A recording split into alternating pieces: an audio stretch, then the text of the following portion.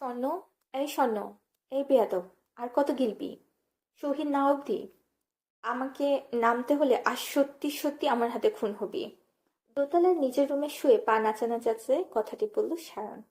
এখন যেন অসহ্য যন্ত্রণায় ছটফট করছে যে। স্বর্ণ কেবল মুখে এক লোকমা ভাত দিয়েছে। বেচারি গিলাদুর মুখ নাড়িয়ে চিবাতেও পারেনি। তার আগেই অধৈর্য হয়ে ডাকতে শুরু করেছে সায়ন।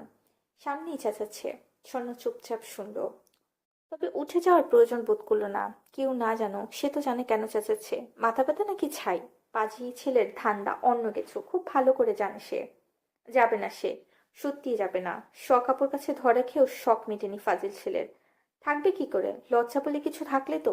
নিজের রুমে শুয়ে শখও শুনছে শাওনের গলার স্বর, হাসছে মিটিমিটি। ভাইয়ের মাথাটা বুঝি সত্যিই গেছে, প্রেমে পড়লে বুঝি এমনই হয়। এদিকে ছেলের কাণ্ডে সীতারা নিজের কাছে থাকা পেইন কিলার নিয়ে ছুটলেন দোতলায়। ছেলের বুঝি সত্যি মাথা ব্যথা করছে, নয়তো এভাবে ডাকাডাকি করতো না নিশ্চয়। বড় মাকে যেতে দেখে স্বর্ণ ঠোঁট টিপে হাসলো। তার জায়গায় বড় মাকে দেখে শায়নের মুখটা কেমন হবে ভেবে হাসি চড়া হলো। সিরাতের সামনে হাসি আটকাতে গ্লাস উঠিয়ে একটু পানি খেলো। নয়তো এইভাবে হাসতে দেখলে প্রশ্নের তোপে পড়তে হবে। এদিকে সায়ন শুয়ে অস্থির অস্থির করছে, এপাশ ওপাশ করে চোখ মুখ বুঝে আবার ডাকার আগে মাকে দেখে বোকা বোকা হাসলো। ঠোঁটে হাসি উঠে উঠে বসলো। সিতারার সঙ্গে আনা মেডিসিন ছেলের হাতে ধরিয়ে গ্লাস এগিয়ে দিলেন। সায়ন মুখ কাচুমাচু করে হাতে মেডিসিন নিয়ে চুপ করে বসে রইলো। তার তো কোথাও ব্যথা ট্যাথা কিচ্ছু নেই। আসলে স্বর্ণকে একটু কাছে পেতে এতক্ষণ তাড়া দিচ্ছিল, নয়তো পাজিমি আসতো না। কিন্তু এখন কি হবে, কি বলে বাঁচবে? মনে মনে একথা ভেবে সায়নের কথা বুঝতে লাগলো, কিন্তু এই মুহূর্তে কথা খুঁজে পেল না। পৃথিবীতে কথার আকাল পড়ে গেল নাকি কে জানে। ছেলেকে বসে থাকতে দেখে সিতারা তার মাথায় স্নেহের হাত বুলাতে বুলাতে বললেন, কিরে বাবা, খা। হুম হুম হুম, এই তো খাচ্ছি। খুব বেশি মাথা ব্যথা? কড়া করে এক কাপ চা করে দেই? না না না, চা খেলে এখন আর ঘুম আসবে না। আমি বরং ঘুমানোর ট্রাই করি। ওষুধটা খেয়ে নে বাপ, তারপর ঘুমা। আমি চুল টেনে দিচ্ছি, এমনিতেই ঘুম চলে আসবে। কথা বলে সীতারা শাওনকে তাড়া দিল ওষুধ খাওয়া। শাওনও খেতে বাধ্য হলো। এরপর উনি ছেলের শিউরে বসে কখনো ছেলের মাথার চুল টেনে দিতে লাগলেন, কখনো কপাল দিতে থাকলেন। মনে মনে সায়ন স্বর্ণের কুষ্টি উদ্ধার করে চোখ বুজে নিল। একটু পর ছেলেকে গভীর নিঃশ্বাস ফেলতে দেখে সীতারা লাইট অফ করে চলে গেলেন। উনি যেতে সায়র উপর হয়ে শুয়ে বিড়বিড় করে বলল, খেতে চাইলাম সুন্দরী বউ, অথচ খেতে হলো পেনকিলার, কপাল। কথা বলে স্বর্ণকে গালি দিতে দিতে সে সত্যি সত্যি ঘুমের দেশে পাড়ি জমালো। ঘড়ির কাঁটা চলছে ঠিক ঠিক করে, রাতের শেষ প্রহর। নিবাসের সকল সদস্য গভীর ঘুমে মগ্ন। তখন কেউ দোতলার রুমের দরজা খুললো। পা টিপে টিপে বের হলো স্বর্ণপনে।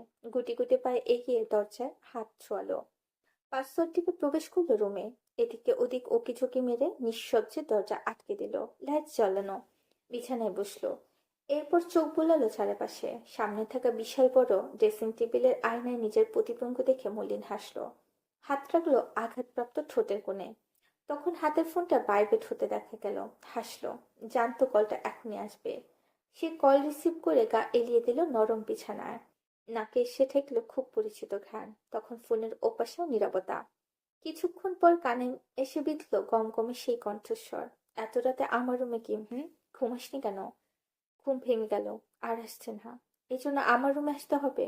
এলে কি ক্ষয়ে যাবে? তা যাবে না, তবে আসার কারণ থাকতে হবে। কেন? রুমে কি হিরো জহরত লুকিয়ে রেখেছেন যে ভয় পাচ্ছেন? এর চেয়েও দামি কিছু। চুরি করি তাহলে? চুরি করতে গেলে কৌশল জানা অবশ্যই। শুনি, কি সেই কৌশল? রুমের মালিকের থেকে চুরির কৌশল জানতে চাচ্ছিস? ঘটে বুদ্ধে ছিটে ফোটা না থাকলে যা হয় আর কি।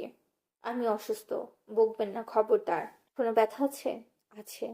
শুদ্ধ ভাই? হুম। আমাকে এই ফোনটা দেওয়ার কারণ কি? বলেছি তো, বিয়ের কাজ কতদূর এগোলো জানার জন্য। কাজ শুরু করিনি এখনো। কাল থেকে শুরু কর। বিয়ে করব। বিয়ে করা জরুরি হয়ে দাঁড়িয়েছে। হঠাৎ বিয়ে পাগল হয়ে গেলেন কেন? কাহিনী কি? বয়স তো কম হলো না, তাই বলে হঠাৎ করে কেন? এসব তুই বুঝবি না, আরো বড় হ। বুঝবো না, অথচ আমার ঘাড়ে গুরুদায়িত্ব চাপিয়ে দিয়েছেন। দেওয়ার কারণ সময় মতো বুঝে যাবি। একথা বলে শুদ্ধ চেয়ারে হেলান দিয়ে নিজের ঠোঁট কামড়ে ধরে হাসলো। শীতল চোখের সামনে যেভাবে বুকের মধ্যে ফোন লুকিয়েছিল, ভাবলেও হাসি পায়, অস্বস্তি লাগে। মূলত এই কারণে ফোন নিজের কাছে রাখার সাহস করেনি। ফোনটা দেখলে সেদিনের ঘটনা মনে পড়ে যেত, যেটা তার জন্য সুখকর কিছু হতো না। কেন হতো না? এই কেনর জবাব নেই। জবাব খোঁজারও প্রয়োজন মনে করেনি কখনো। সে চোখ খুলে তাকালো ল্যাপটপের দিকে। তার বিছানায় শুয়ে আছে শীতল, কানে ফোন, বুকের উপর একটা বালিশ, চুলগুলো এলোমেলো ভাবে ছড়িয়ে ছিটিয়ে পেয়েছে বিছানা জুড়ে। পরনে কালো কালার লেগিস টপ, সঙ্গে ঢিলে ঢালা প্লাজো। পুরো লুক নাদান বাচ্চা টাইপের, অথচ দুষ্টুমিতে পিএইচডি করা। কথা, কাজে দুরন্তপনা। শীতল কিছুক্ষণ আগে রুমের পাসওয়ার্ড চাপতেই তার কাছে নোটিফিকেশন চলে গেছে। এত রাতে রুমে কে ঢুকতে চাচ্ছে, কি কাজ? নাকি অন্য কেউ বাসায় ঢুকেছে? মূলত এসব ভেবে ল্যাপটপ চেক করে দেখলো দরজার সামনে জবুতবু শীতল দাঁড়িয়ে আছে। হেলে দুলে বারবার পাসওয়ার্ড ইন করছে। তাকে দেখে কনফার্ম বাটন প্রেস করতেই দরজা খুলে গেছে। ডিসক্লাইন করলে একাধিকবার পাসওয়ার্ড চাপার বৈদ্যুতিক শখে তো বৈদ্যুতিক শখে ঝাঁকি খেয়ে সে ওখানেই মরে পড়ে থাকতো। অথচ বোকা শীতল টের পায়নি রুমের মালিক না চাইলে রুমে ঢুকতেও পারতো না। বর্তমানে দুজনই চুপ, চলছে নীরবতা। অদ্ভুত কারণে নিশ্চুপ থাকতে ভালো লাগছে। কোন কানে ধরে একে অপরের নিঃশ্বাসের শব্দ শুনছে। কাকতালীয় ভাবে দুজনেরই মন খারাপ। মনে অনেক জমা কথা, অথচ বলতে ইচ্ছে করছে না। শীতল আবার বেশিক্ষণ চুপ থাকতে পারে না। চুপ থাকলে পেটের মধ্যে গজগজ করে। এই স্বভাবের কারণে সে আগে নীরবতা ভাঙলো। ধীরে ধীরে বলল, শুদ্ধ ভাই। হুম, একটা কথা বলি। না। কেন? বলি না প্লিজ। বারণ যখন শুনবি না তখন পাগল ছাগলের মতো জিজ্ঞাসা করিস কেন? আপনার কি মন খারাপ? এ কথা কেন মনে হলো? আপনার বুক চাপা নিঃশ্বাস আমার কানে কানে গুনগুন করে বলে গেল। এ কথা বলে খিলখিল করে হাসলো শীতল। হাসতে গিয়ে কাঠা ঠোঁটে টান খেল। ব্যথাতুর শব্দ করে ঠোঁট চেপে ধরল। শুদ্ধর হাসি শুনলো। শুনলো তার কথার ব্যথাতুর শব্দ। কেন জানি বুক ভার হলো। তারপর ল্যাপটপে চোখ রেখে বলল, রুমে যা। কেন? যেতে বলেছি। যাবো না। তুই চুন্নি, তোকে বিশ্বাস নেই। তোকে রুমে রাখা রিস্ক। যা বলছি। আমি চুন্নি? কি চুরি করেছি আমি? খবরদার বলছি, উল্টাপাল্টা অপবাদ দিবেন না। আমার নতুন টি শার্টটা গায়েব করেছিস, পারফিউম, সি ব্লু ওয়াচটাও 2 দিন আগে ছেড়েছিস। আর বলবো? শীতল জিভে কামড় দিল। সত্যি সত্যি গায়েব করেছে। কিন্তু বিশুদ্ধ পুরুষ জানলো কিভাবে? কথায় কথা বাড়ে। কিছু বলতে গেলে সত্য ফাঁস হয়ে যাবে। এর চেয়ে ভালোই ভালোই কলটা কাটাই উত্তম। তাই সে বলল, যেই না রুমের চেহারা, তার নাম আবার পেয়ারা, থাকবো না আপনার রুমে। এ কথা বলে সে কল কেটে দিল। তারপর পুরো রুম টুই টুই করে ঘুরে এটা ওটা নেড়ে চেড়ে দেখলো। রুমের এক কোণে থাকা ছোট ফ্রিজ খুলে সফট ড্রিঙ্কস বের করলো। অত্যাধুনিক ডিজাইনের ড্রেসিং টেবিলের কাশ সরিয়ে থরে থরে সাজানো পারফিউম ঘেটে ঘুটে দেখলো। তারপর পছন্দসই একটা নিয়ে নিজের রুমেও মাখলো। খোলা চুলগুলো খোপা করে স্টাডি টেবিলের থেকে একটা কলম নিয়ে খোপাতে গুজে দিল। চুলের কাঠি কাশ ছাড়লো কলম দিয়ে আর কি। এরপর মেরে কিছুক্ষণ বসে থেকে যাওয়ার জন্য পা বাড়িয়েও থেমে গেল। কিছু ফিরে তাকালো বিছানার দিকে। বিছানাটা যেন টানছে তাকে। ভাবলো সে যদি এখানে থেকে যায় শুধু জানতে পারবে না। কল কেটে দিয়েছে, জানার কথাও না। চোখে আবার ঘুম ধরা দিয়েছে। রুমে যেতে আলস্য লাগছে। এসব ভেবে সে ড্রিম লাইট অন করলো। রুমে ছুঁয়ে গেল নীলচে নরম আলোয়। তার রুমটা থেকে এই রুমটা বড়সড়, খুব বেশি সুন্দর। গোছ গাছ থাকে অল টাইম। এজন্য খুব লোভ হয়। মন বলে শুদ্ধকে বের করে রুমটা দখল করে নিতে। মনে মনে এসব ভাবতে ভাবতে সে এগোলো বিছানার দিকে, শুয়ে পড়লো নিশ্চিন্ত মনে। এরপর বিড়বিড় করে বলল, একটু ঘুমাই। একটু ঘুমালে পাপ হবে না। জানতেও পারবে না রুমের খচ্চর মালিক। একথা বলে চোখছোড়া বন্ধ করে নিল। পরিচিত ঘ্রাণ নাকে এলে প্রাণ ভরে টেনে নিল। এরপর ভাবন্তর ভাবনা ভাবতে ভাবতে ঘুমের দেশে পাড়ি জমালো। শুদ্ধ চেয়ারে হেলান দিয়ে তাকিয়ে তাকিয়ে দেখলো তার অনুপস্থিতিতে তার রুমে তার বেডে অন্য কারো রাজত্ব। অথচ না কিছু বলতে পারলো আর না ধমক দিয়ে বের করে দেওয়ার ইচ্ছে করলো। এখন মধ্যরাত, ঘুমিয়ে আছে সুখী মানুষগুলো। ইয়াসির রাতের রাস্তায় হাঁটতে হাঁটতে সিগারেট ফুঁকছে, নাক মুখ দিয়ে ধোঁয়া ছাড়ছে। তার মনে একটি আফসোস জমা হয়েছে। সেই আফসোসের নাম শীতল। আজকে পাখিটাকে না চাইলেও ছাড়তে হয়েছে। পাখিটা যেই পুতুল মুখ, শরীর শিরশির করা গোলাপি ঠোঁট, অথর কামড়ানো হাসি, রাগী ফেস, চঞ্চলতা সব চোখের সামনে ভাসছে। ফুটফুটে যৌবনের তাড়নায় জীবনে অনেক মেয়েকে খেয়েছেন, কিন্তু না মন তৃপ্ত হয়েছে আর না দেহ। এবার মনের মতো কাউকে পেলে নিজের কাছে রেখে দিলে কেমন হয়? ঠিক বুদ্ধিনি করে, সম্পত্তির মতো নিজের নামে দলিল করে, যাতে কেউ না কাটতে পারবে। কাজটা করলে কিন্তু মন্দ হয় না। তার জীবনে হেতু দরকার। সংসার করার ইচ্ছে কোনো কালেই ছিল না, কিন্তু জীবনটা আজকাল খুব বেশি পাংশে লাগে। একাকী সময়গুলিতে কাউকে পাশে পাওয়ার শখ জাগে। অনেক তো হলো বাউন্ডুলপানা। এবার তাহলে শীতল রানীকে বন্দি করা যাক, রেখে দেওয়া যাক নিজের খুব কাছে, নিজের করে। তার স্তব্ধ বাড়িটি চঞ্চল পাখিটি উড়ে উড়ে ঘুরে ঘুরে বেড়াবে। তার মন কেবল করা খিলখিল হাসিতে সুখ এনে ঝুমঝুম করবে, গাইবে, নাচবে। আর সে দু চোখ ভরে দেখবে, হাসবে, আগলে রাখবে। এছাড়াও চঞ্চল পাখিটাকে সে রোজ রাতে বউ সাজাবে, লাল টুকটুকে লাজে রাঙা বউ। মোট মোট কথা বউয়ের সাজ নষ্ট করে মোট কথা বউয়ের সাজে কখনো কারোর সঙ্গে রাত্রি যাপন করা হয়নি, না কারো বউয়ের সাজ নষ্ট করার কারণ হতে পেরেছে। এবার হবে, খুব তাড়াতাড়ি হবে। সামর্থ্যবান পুরুষ হয়ে যদি বউ সাজে বউয়ের সাজ নষ্ট করতে না পারে, তবে কেমন পুরুষ সে? ছ্যা, পুরুষ সমাজ কি মানবে? মানা উচিত না। সে জানে না এসব কেন ভাবছে। তবে ভালোই লাগছে। তার এমন বেপরোয়া ভাবনা ছেদ ঘটল ফোনের রিংটনে। কল রিসিভ করে কানে ধরল সে। এই ছেলেগুলো কই? কোথায় পাঠিয়েছো তাদের? পালাতে বলেছি, পালিয়েছে। কোথায় গেছে আমি কি করে বলবো? সত্যি কথা বলো ইয়াসির, কি আশ্চর্য! আপনাকে মিথ্যা কথা বলবো কেন? আপনি কি আমার বেড পার্টনার যে মিষ্টি মিষ্টি কথা বলে আরেক রাউন্ড খেলার ফায়দা খুঁজবো? তুমি কি নর্মাল কথা বলতে পারো না? না, পারি না। কারণ আমার সেক্স পাওয়ার আপনার মতো লো বাজেটের না। আমার পাওয়ার অল টাইম টুঙ্গে, তাই আমিও থাকি চাঙ্গে। এতই যখন পাওয়ার, মেয়েটাকে রেপ করলে না কেন? শুদ্ধ মশাইকে একটু খেলিয়ে নিতে মন চাইলো। তাছাড়া ওই নটি বয় আগে দেশে আসুক। বিদেশে বসে বোনের কলঙ্কিত দেহ দেখে কতটুকুই বা শোক পালন করবে। ও ফিরলে আর পারবে না। শকুনি দৃষ্টি তার। অমনি অমনি শীর্ষস্থানে নাম পৌঁছায়নি। বলেন কি? দেখে তো মনে হয় না। গভীর জলের মাছ যা করে তা দেখায় না, আর যা দেখায় আসলে সে সেটা না। তাই ওকে হেলাফেলা করা ঠিক হবে না। ও, আই সি। সম্বন্ধীটা দেখি গোটাটাই চিজ বার্গার। ও তোমার বউয়ের ভাই না যে সম্বন্ধী ডাকছো? ডাকলে কি পাপ হবে? তা জানি না, তবে সিরিয়াস হও, চোখ নাক কান খোলা রাখো। গাধার মতো এই কাজ বারবার করে সময় নষ্ট করছে তুমি। মেয়েটাকে ছেড়ে শুদ্ধকে খোঁচালে এর ফল ভালো হবে না। ভেজর ভেজর না করে টাকা পাঠান দেখি। পকেটে টাকা না থাকলে শরীরে এনার্জি পায় না। ইয়াসিরের কথা শুনে লোকটা কল কেটে দিল। কয়েক মিনিট পর তার ফোনে মেসেজ এলো। মাত্রই অ্যাকাউন্টে 3 লাখ টাকা ঢুকেছে। এবার শান্তি লাগছে। মনে শান্তি নিয়ে ভাবতে লাগলো, পরের থাবাটা ঠিক কোন জায়গাতে দিলে শুদ্ধ সোনা আটকে উঠবে।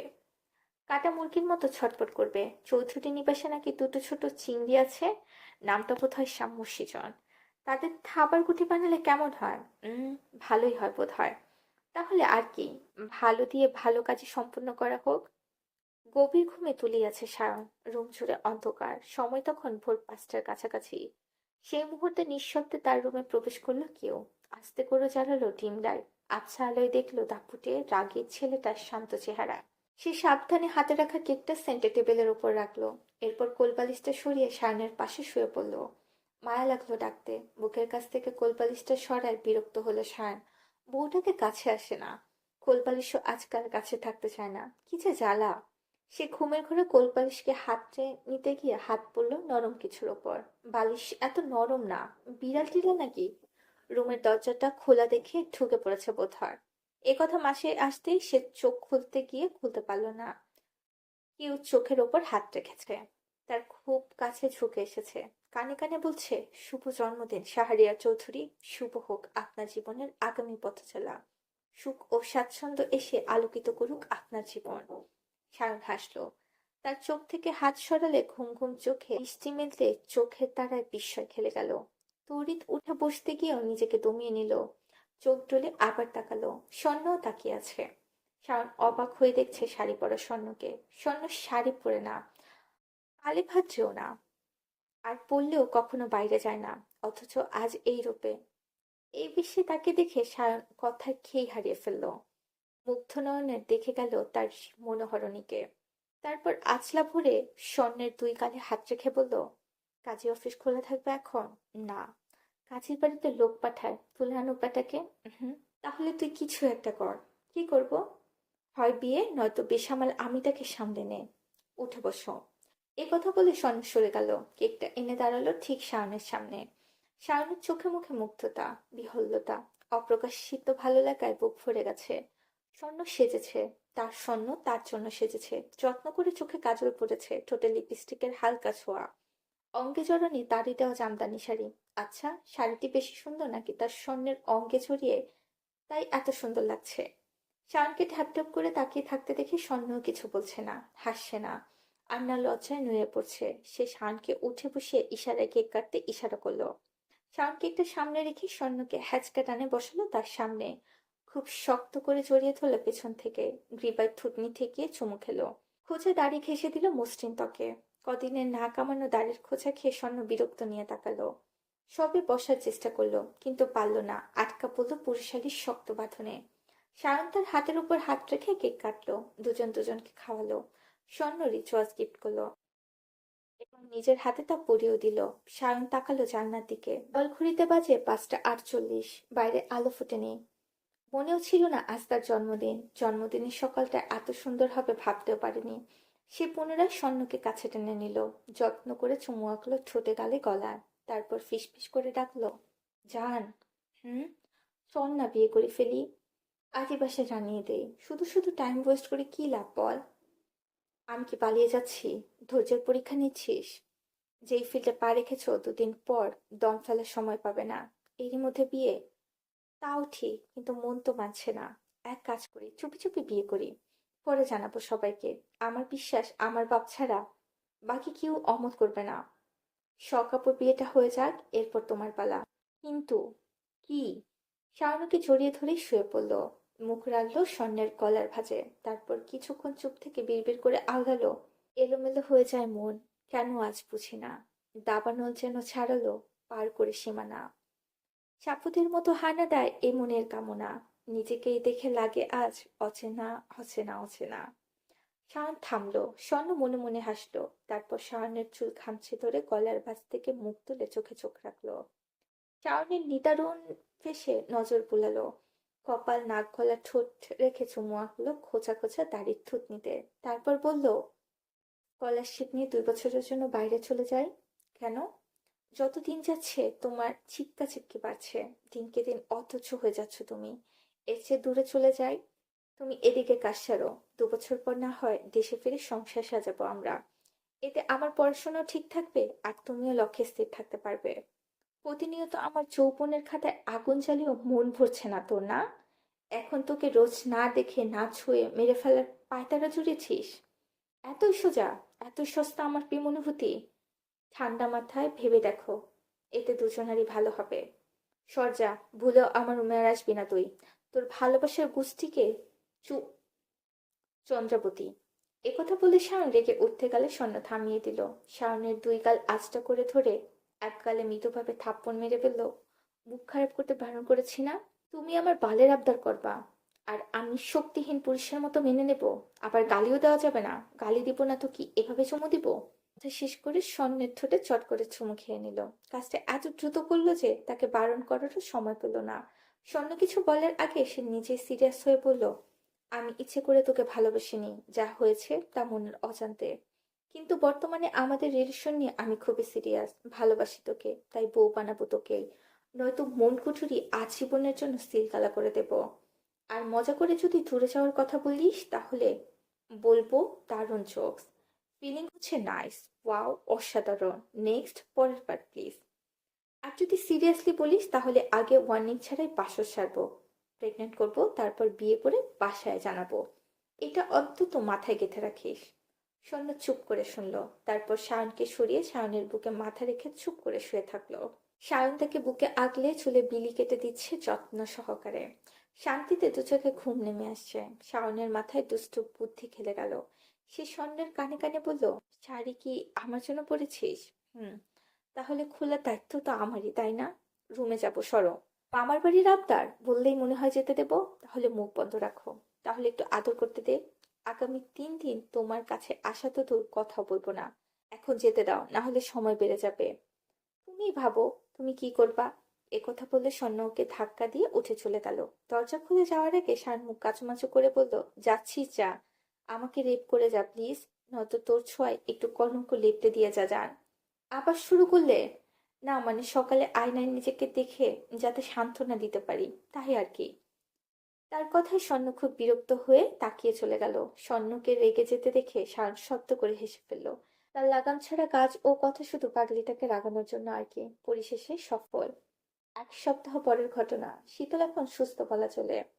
তার চঞ্চলতা দেখে বোঝার উপায় নেই কত বড় বিপদের হাত থেকে বেঁচে ফিরেছে। তার মনে তার জন্য চিন্তা করার অনেক মানুষ আসে। সে শুধু শুধু চিন্তা করে রক্ত শুকাবে কেন? এই জন্যই সে শুদ্ধর বিয়ের ব্যাপারে ইনিয়ে বিনিয়ে সবার কাছে বলেছে। আশ্চর্যের ব্যাপার, কেউ বিশ্বাস করতে চায় না। শীতলের কথা শুনে সিতারা নিজে শুদ্ধকে জিজ্ঞাসা করেছিল। শীতল খেতে বসে বলেছিল, তুই নাকি পাত্রী দেখার কথা বলেছিস, সত্যি নাকি বাপ? পাগল ছাগল মানুষের কত কথাই যে বলে, সব কথা ধরতে আছে। আমি কাজে এসেছি, এবার বিয়ে টিয়ের কথা বলে মনোযোগ নষ্ট করতে চাচ্ছি না আপাতত। ওর কথায় কান দিও না।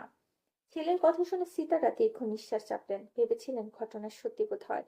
খুশিও হয়েছিলেন, কিন্তু ছেলে তো মুখের উপর না করে দিল। 2 দিন পর শীতল পুনরায় কলেজে যাওয়া শুরু করলো। কেউ বাধা দিল না। তবে সায়ন 3 বোনের জন্য কড়া সিকিউরিটির ব্যবস্থা করলো, যেটা 3 বোনের কেউ টের পেল না। শুধু স্কেচগুলো পেয়ে গেছে, শাওনকে পাঠিয়েছে কাজ শুরু করতে। শাওন ইনিয়ে বিনিয়ে শীতলকে সেগুলো দেখিয়েছে। শীতল বিস্ময় নিয়ে কনফার্ম করেছে এরাই ছিল। বোনের কথা শুনে শাওন মাথায় হাত বুলিয়ে হাসতে হাসতে জিজ্ঞাসা করেছিল, বোন, মনে কর এই ছেলেগুলো হাতের কাছে পেলে, তখন তুই কি করবি? মাফ করে দিবি? মোটেও না। ওরা আমাকে মেরেছে, মেরে ঠোঁটের রক্ত বের করেছে। যখন আমার বুকে লাথি মারলো, আমার মনে হয়েছিল আমি মরে যাব। শ্বাস নিতে পারছিলাম না।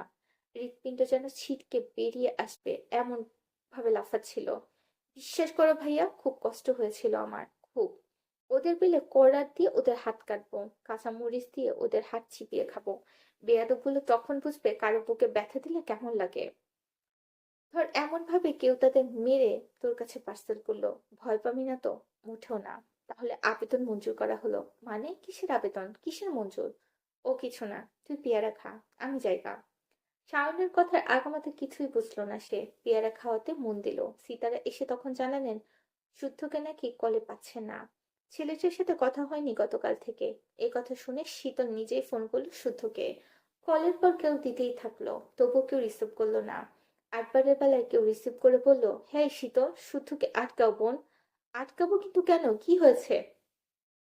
লাইফ রিস্ক নিয়ে স্কাই ড্রাইভিং করার পায়তারা জুড়েছে।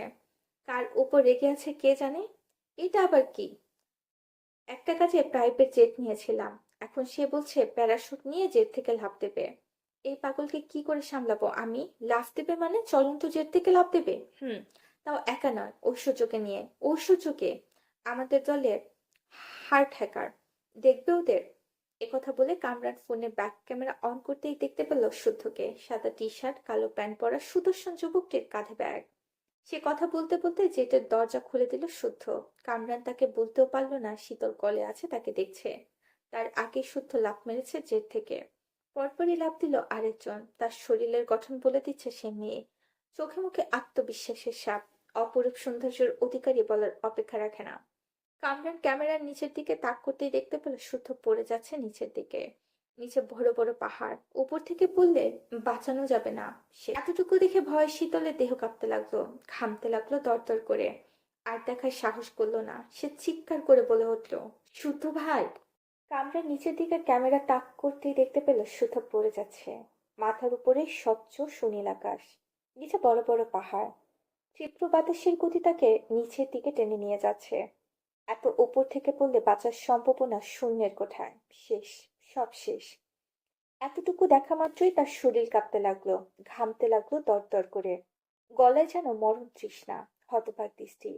তার ইচ্ছে করলো 2 হাত বাড়িয়ে শুদ্ধকে ধরে নিতে, ঝাপটে ধরে চিৎকার করে বলতে, এ কেমন পাগলামি শুদ্ধ ভাই? কেন এমন করছেন? জানেন কি ভয় ডর নেই আপনার? সে মনে মনে চিৎকার করে কথাগুলো বললেও কণ্ঠস্বর যেন বোবা। কথা হারিয়ে গেছে, প্রচন্ড ভয়ে বাকহারা। ততক্ষণে শুদ্ধ দৃষ্টিসীমার বাইরে চলে গেছে। আর দেখা যাচ্ছে না তাকে। তবে কি সত্যি সত্যি পড়ে গেল, মরে গেল? শীতল আর ভাবার সাহস করলো না।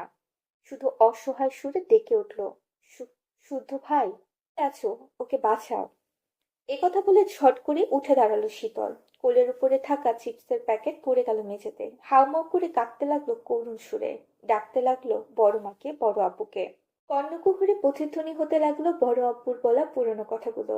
তোমরা এক একজন আমার জীবন্ত বাগানের জীবন্ত ফুল। তোমাদের কারো কিছু হয়ে গেলে আমি একটু ভালো থাকবো না, খুব কষ্ট পাবো, বেঁচে থাকার শক্তি হারাবো। আর তোমরা ভালো থাকলে আমি ভালো থাকবো, সুখে থাকবো। আমার জীবন সুখ স্বাচ্ছন্দ্যে পরিপূর্ণ থাকবে।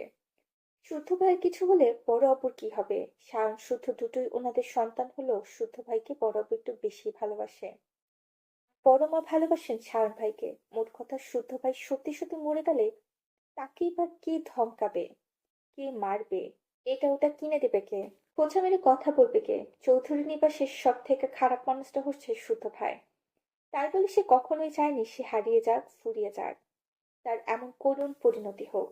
আর কেন চাইবে? শাসন করলে, রাগ ঝাল দেখালেও সে জানে শুদ্ধ সবার ভালো সব সময় চায়। অথচ সেই মানুষটা থাকবে না একথা ভাবতেও পারছে না সে। এ কি হয়ে গেল? কি ঘটে গেল তাদের সাথে? আচমকা শীতলের চিৎকার শুনে থমকে দাঁড়িয়ে যায় সারাফাত চৌধুরী। ঘাড় ঘুরিয়ে তাকালে হাউমাউ করে কান্না করে শীতলের দিকে। সিঁড়ি দিয়ে নামছিলেন তিনি, উদ্দেশ্য কড়া করে এক কাপ চা পান করার। মাথাটা ধরেছে খুব। কাজের চাপ বেশি থাকায় বিশ্রাম হচ্ছে না তেমন, শরীরটা খারাপ লাগায় বাড়িতেই ছিলেন। মাথা ব্যথার কথা সহধর্মিণীকে জানাতেই নিচে আসছেন বলে সিতারা চুলায় চা বসিয়েছেন। উনি যতবারই চা বানাবে দুই চাও সুরসুর করে চলে আসবে, দাঁত বের করে হাসবে। হাসির মানে চায়ের ভাগ চায়। চা দিলে গরম চায় চুমুক দিয়ে চোখ বন্ধ করে বলবে, ভাগ্যিস পাশ ছাড়ানোর বাহানায় বড় ভাইয়ের সাথে তোমার পরিচয়টা হয়েছিল, না হলে এত স্বাদের চা মিস করে ফেলতাম। সাধের জীবনটা অর্ধেক বৃথা হয়ে যেত। বাড়ির বাচ্চারা শুনে ফেললে লজ্জায় অন্ত থাকবে না। তাই সীতারাও ২ তারিখে থমকে থাকলেও তার মুখে থাকে লাজুক মিষ্টি হাসি। ওনাকে লজ্জা পেতে দেখে হেসে ওঠেন সিরাত আর সিমিন। কথায় কথায় খোঁচাতে থাকে গম্ভীর সারাফত চৌধুরী প্রেমের রোগের রোগী বানানোর অপরাধী হিসেবে। এই মুহূর্তে সিতারের পাশে দাঁড়িয়ে সিমি চিংড়ি মাছ কাটছেন। বাড়ির ছেলে মেয়েগুলো ওনার হাতে চিংড়ির মালাইকারি পছন্দ করেন। সায়ন্ত একাই খাবে ৩-৪ পিস, খেতে খেতে বলবে, ও ছোট আম্মু, স্বর্ণের বরে দেখি সোনায় বাঁধানো কপাল, শাশুড়ির হাতে অমৃত খাবার ফ্রিতেই খেতে পারবে। এ কথা বলে সীতা স্বর্ণের দিকে একবার তাকিয়ে গালপতি হেসেই জবাব দিবে, শুধু আপন না, আমার বরেরও। কথাটা স্বর্ণের খুব একটা পছন্দ হবে না। সে খাওয়া থামিয়ে সিরিয়াস কণ্ঠে প্রতিবাদ করবে, চিংড়ি ইলিশে তোর বরের অ্যালার্জি আছে, সে ওসব খেতে পারবে না। আর খেলেও আমার ভাগে কম পড়বে, তার সাদাসাদি করবো না। তুমি কি করে জানলে আমার বলের অ্যালার্জি আছে? জানি জানি, সব জানি। কিভাবে জানো শুনি? শুধু আমি না, শুদ্ধও জানে, জিগাওরে। শুদ্ধ ভাই আপনিও জানেন? হুম। বলুন না সেই সৌভাগ্যবান কে? তুইও চিনিস তাকে? চিনি। চেনা জানার মধ্যে? হুম। আমাদের পাড়ার কেউ? হুম। কে সে? প্লিজ বলুন না, বলুন। পাড়ার মোড়ের গাবু পাগলা। এ কথা শুনে শীতলের মুখের হাসি মিলিয়ে যাবে। অভিমান এসে জড়ো হবে তার ডাগর ডাগর চোখের পাতায়। মুখ দিয়ে সব সময় লালা ঝরে এমন ছেলেকে বিয়ে করবে না সে। গাবু তার বর হতেই পারে না। অতঃপর সে সায়ন শুদ্ধ নামে নালিশ জানাবে সারাফাত চৌধুরীকে। খেতে বসে ছেলে মেয়েদের ঝগড়া দেখে হাসবে সকলে, বলা বাহুল্য। শুদ্ধ খায় অল্প স্বল্প, সবকিছুতেই খুঁতখুঁতে স্বভাব ছোটবেলা থেকে। কোনো খাবার সে খপ খপ করে খায় না, যা খাবে সীমিত, পাতেও তুলবো পরিমাণ মতো। এই ব্যাপারটা ওনার ভালো লাগে, মুগ্ধও করে। তার ভাষ্য মতে থাকলেই খেতে হবে কিংবা নষ্ট করতে হবে এমনটা নয়, খাবারের মর্ম বোঝা উচিত। মোট কথা সে চিংড়ি খায়, তবে একটাই সমস্যা, অ্যালার্জি। অগত্যায় এক টেবিলে বসে সবাই খেলেও সে ছুঁয়ে দেখে না। ব্যাপারটা ভাবলেই খারাপ লাগে। কিছুই করার নেই। এসব পূর্বের কথাগুলো স্মরণ করে সিমিন মনে মনে হাসছিল। দোয়া করছিল পুরো পরিবারটা যেন আজীবন সুখে ভরা থাকে। তখন সিরাত ফোনে কথা বলতে বলতে রান্নাঘরের দিকে এলেন। ওনার মা আগের তুলনায় এখন সুস্থ আছেন, এই জন্য তার মুখে হাসি ফুটেছে। কদিন পর মেজোজাকে হাসতে দেখে খুশি হয় দুই যা। সিরাত কথা বলে ফোনটা রেখে সিতারাকে বলল, ভাবি, সামনেই তো রোজার মাস। রোজার আগে কোথাও থেকে ঘুরে এলে কেমন হয়? কোথায় যাবি? কাছে কোলে কোথাও যাই, অথবা চলো পিকনিক করি, বাচ্চাগুলো খুশি হবে। আচ্ছা, শুধু কবে ফিরবে? 2 দিন ধরে তাকে ফোনে পাচ্ছি না। এত কিসের কাজ আল্লাহ জানে। বিয়ে দিয়ে দাও, বউয়ের টানে বাইরে থাকার কথা মাথায় আনবে না। রাজি হলে দিয়েই দিতাম, কিন্তু 2 বচ্চাদের এক বচ্চা তো বিয়েতে রাজি না। তাতে নাকি সময় নেই। একথা বলতে না বলতে শীতলের চিৎকার শোনা গেল। চুলা অফ করে কোনো মতে ছুটে এলেন প্রিন্সা। গিয়ে দেখেন শীতল ফোনের দিকে তাকিয়ে হাউমাউ করে কাঁদছে। কাঁদছে থরথর করে। শুধু ভাই, শুদ্ধ করে ডেকে চোখ বড় বড় করে তাকিয়ে আছে ফোনের দিকে। ততক্ষণে তার চিৎকার শুনে বাকিরাও ছুটে এসেছে। জিজ্ঞাসা করছে কি হয়েছে, কি দেখে ভয় পেয়েছে। আর শুদ্ধ নাম ধরে চিৎকার কেন করছে? শুদ্ধ ঠিক আছে? শীতল ধপ করে বসে পড়ল। তার শরীরের শক্তি যেন কেউ শুষে নিয়েছে। তবুও ঠোক গিলে ছলছল চোখে বড়মার উদ্দেশ্যে বলল, চতুর্বার জেট থেকে লাফ দিয়েছে বড়মা। নিচে অনেক বড় বড় পাহাড়। বলিস কি? তুই তুই কি করে জানলি? ভিডিও কলে দেখলাম। কই দেখি, আমাকেও দেখা। কল ঢুকছে না। এ কথা বলে ঠোঁট ভেঙে কেটে ফেলল শীতল। রীতিমতো ফোপাচ্ছে সে।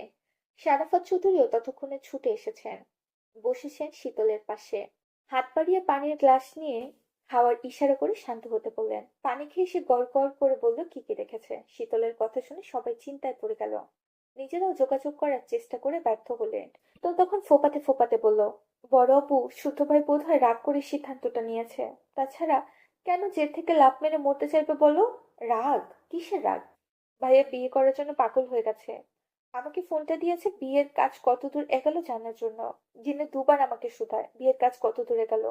আসলে নিজের বিয়ের কথা মুখ ফুটে বলতে পারে না, তাই আমাকে বলে, প্লিজ বড় অপু, ভাইয়ার বউ দেখো। বউয়ের অভাবে ওনার মনে দুঃখ বেড়ে গেছে। সেই দুঃখে বোধহয় উনি সুইসাইড করতে চাচ্ছেন। শীতলের কথা শুনে সিতারা আঁতকে উঠলেন। শীতলের থেকে ফোনটা নিয়ে নিজেই কল দিলেন শুদ্ধ নাম্বারে। না, পেলেন না। সিতারা চিন্তিত মুখে দেখে শীতল পুনরায় বলল, বড় মা, শুধু ভাইকে বিয়ে দিচ্ছ না বলেই এমন কাণ্ড ঘটিয়েছে।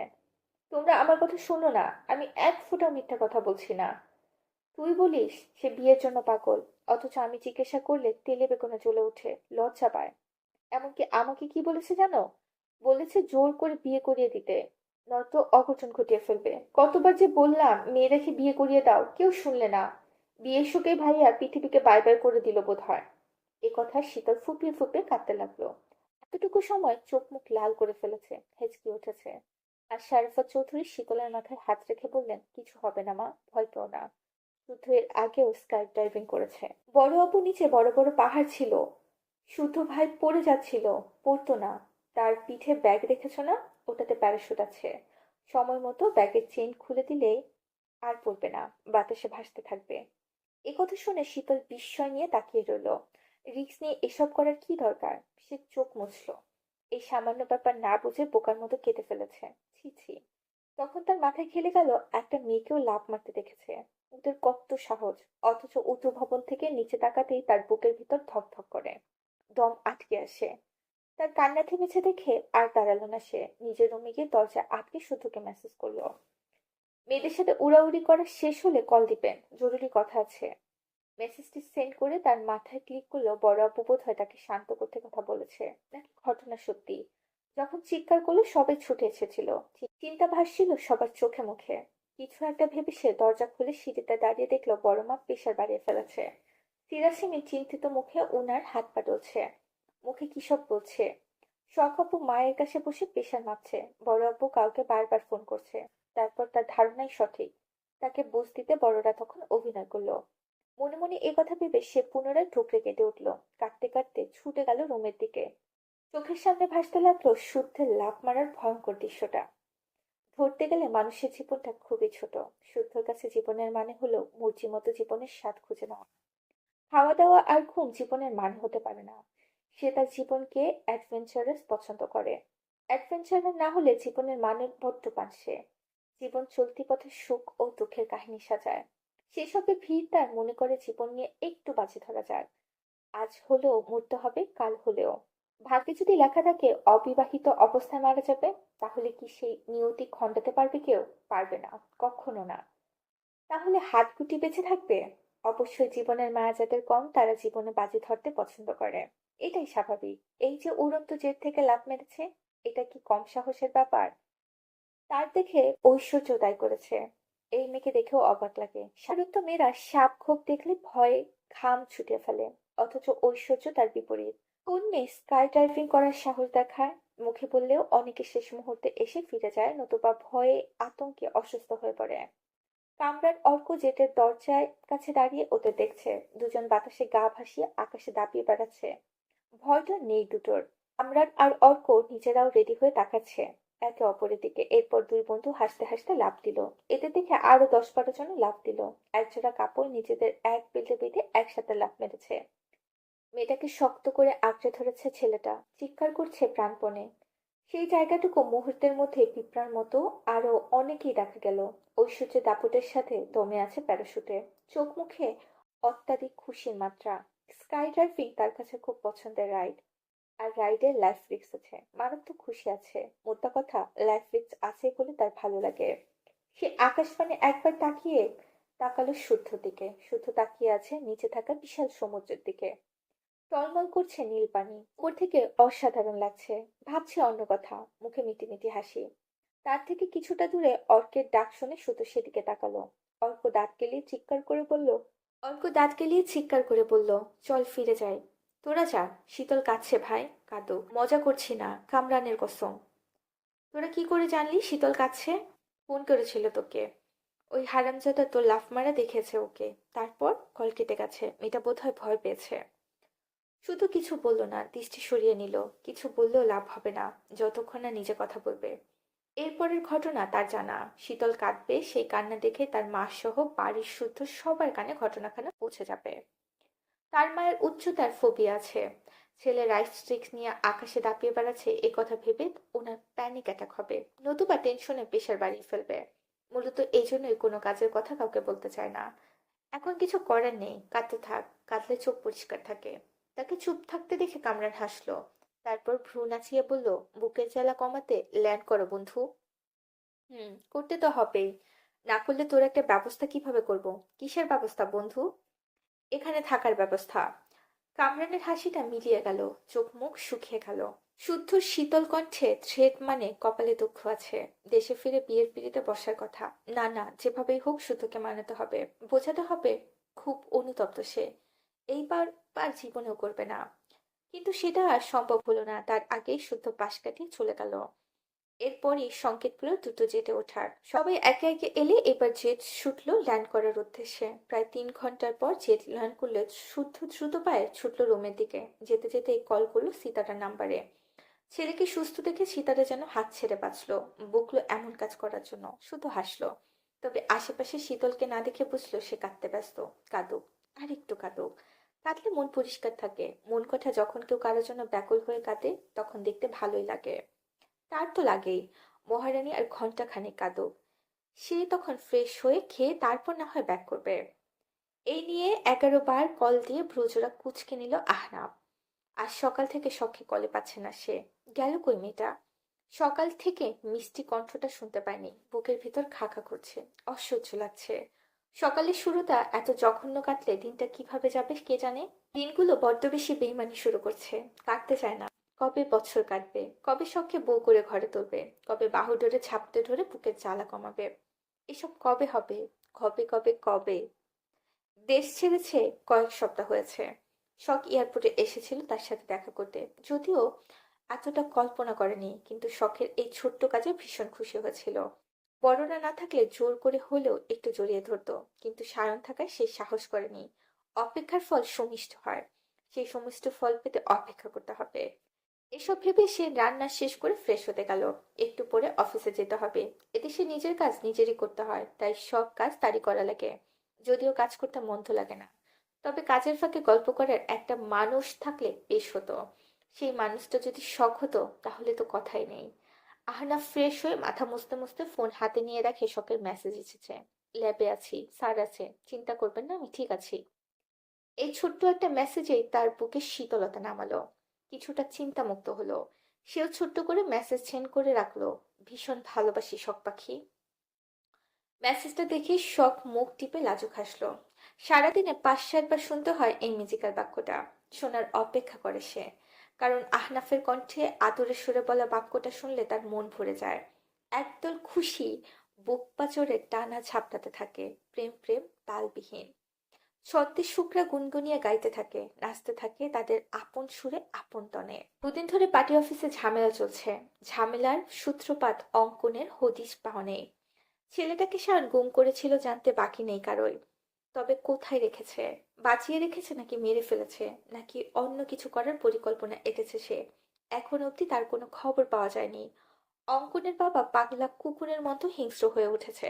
আবু সিদ্দিকের হুমকিও দিয়েছে অঙ্কনের খোঁজ বের করতে, নয়তো আবু সিদ্দিকের কচি কাঁচা মেয়ে নিয়ে 18+ খেলাধুলার ভিডিও ফাঁস করে দেবে। চাপে পড়ে আবু সিদ্দিক এই নিয়ে বিনিয়ে শাওনের থেকে কথা বের করার চেষ্টাও করেছে, কিন্তু ধূর্ত শাওন সেসব কথা ধারে কাছেও ঘেঁষে না। এই প্রসঙ্গ পাল্টায় নতুবা গালিগালাজ শুরু করে দেয়। তখন আবু সিদ্দিক কথা বলার সাহস পায় না। শাওনের এমন বেপরোয়া কাজে কনক বরাবরের মতোই আজও খোঁচা মেরেছে। শায়ন দুবার হেসে উড়িয়ে দিয়েছে, কিন্তু কনক যখন মা তুলে গালি দিল তখন নিজেকে সামলাতে পারল না। ক্ষিপ্ত সিংহের মতো তেড়ে গিয়ে শক্ত থাবায় কনকের শার্টের কলার চেপে ধরে একের পর এক ঘুষি দিতে থাকলো। শক্ত হাসতে ঘুষির তোপে নাক মুখ দিয়ে রক্ত বেরিয়ে গেল কনকের। পার্টি অফিসে থাকা অন্যান্য ছেলেরাও তাদের থামায়। কনক আপাতত হসপিটালে, দুটো দিন সেখানে থাকতে হবে। হাতাহাতিতে শাওনেরও লেগেছে, তবে হসপিটালে যাওয়ার মতো হয়নি। রাগে ফুঁসছে সে, আফসোস করছে আরো দু চারটা ঘা কেন বসালো না, কেন জন্মের মতো কথা বলার শক্তি টেনে নিতে পারলো না। ঘটনা শুনে আবু সিদ্দিক পার্টি অফিসে এসেছে। তার সঙ্গে এসেছে নতুন এক মুখ। শাওন তাকে দেখেও কথা বলার আগ্রহ প্রকাশ করলো না, ধপ করে বসলো চেহারে। তারপর টি শার্ট পেছনে ছেলে সিদ্দিকের উদ্দেশ্যে বলল, আজ থেকে আপনার দল, আপনি সামলান। কেন, তুই কোথায় যাবি? সেই কুটপুত আপনাকে দেব না। সায়ন, আজকাল বড্ড চ্যাটাং চ্যাটাং কথা বলছিস তুই। কার সাথে কথা বলছিস ভুলে যাস না। ভুলিনি এখনো। ভুললে সশরীরে বসে থাকার শক্তি পেতেন না। তিন রাস্তার মোড়ে পার্টি অফিস বানাচ্ছিস শুনলাম। কি এমন হলো যে নতুন করে পার্টি অফিস করার দরকার পড়লো? কেন, এর উত্তর আপনি ভালো করেই জানেন সিদ্দিক ভাই। তাও যখন আমার মুখ থেকে শুনতে চাচ্ছেন তাহলে বলছি, আমি আর আপনার দলে থাকবো না। না মানে না। আর না আপনার হয়ে কাজ করব। এবার থেকে আমার দলের লিডার আমি। আখের গুছিয়ে নিয়ে এখন আমাকেই বুড়ো আঙুল দেখাচ্ছিস? তা পারবি তো টিকতে? শাওন আখের টাখের প্রয়োজন পড়েনি, পড়বেও না। আপনার মতো আমি বস্তি থেকে উঠে আসিনি সিদ্দিক ভাই। আর না ফকিনি ঘরের ছেলে। আর না দলে ঢুকে আপনি আমার পান্ডিত বাড়ির টাকার বিনিময় কিনে নিয়েছেন। তাই এসব বালের কেচ্ছা অন্যকে শোনান। যদি দান ভিক্ষা আসে, আমি শুরু করলে কিন্তু খুব একটা ভালো হবে না। সিদ্দিক অপমানটুকু গিলে নিল। চোয়াল শক্ত করে দাঁতে দাঁত চেপে তাকিয়ে রইল শাওনের দিকে। শাওন কিছু মিছু আন্দাজ করছে কিনা জানতে উনি নিজেকে সামলালেন। তারপর শুধালেন, শুনলাম নির্বাচন করবি? করব। এতদিন তোকে আমার ডান হাত বানিয়ে লোকের কাছে মুখ চেনালাম, সঙ্গে সঙ্গে নিয়ে ঘুরালাম, রাজনীতিতে কাজ করার কৌশল শেখালাম। আর তুই কিনা এখন আমার পেছনে বাঁশ দিতে উঠে পড়ে লেগেছিস? হুম, ভুল বললেন ভাই। বরং আপনি আমার কারণে সকলের মুখে মুখে এসেছেন। নয়তো আগে যা ভেড়াচোদা ছিলেন, আপনাকে দিয়ে আর যাই হোক অন্তত রাজনীতি হতো না। তাই ওসব শাওয়ার ভণ্ডামি বাদ দেন, নয়তো ভণ্ডামি করার জন্য ওটাও আর থাকবে না। তোর কি মনে হচ্ছে না তুই ইচ্ছে করে শত্রুতা তৈরি করছিস? এর ফল ভালো হবে না সায়ন। না হলে নাই, ভালো জিনিসে অ্যালার্জি আমার। তাহলে আমার বিপক্ষে সত্যি সত্যি দাঁড়াচ্ছিস বোধ হয়।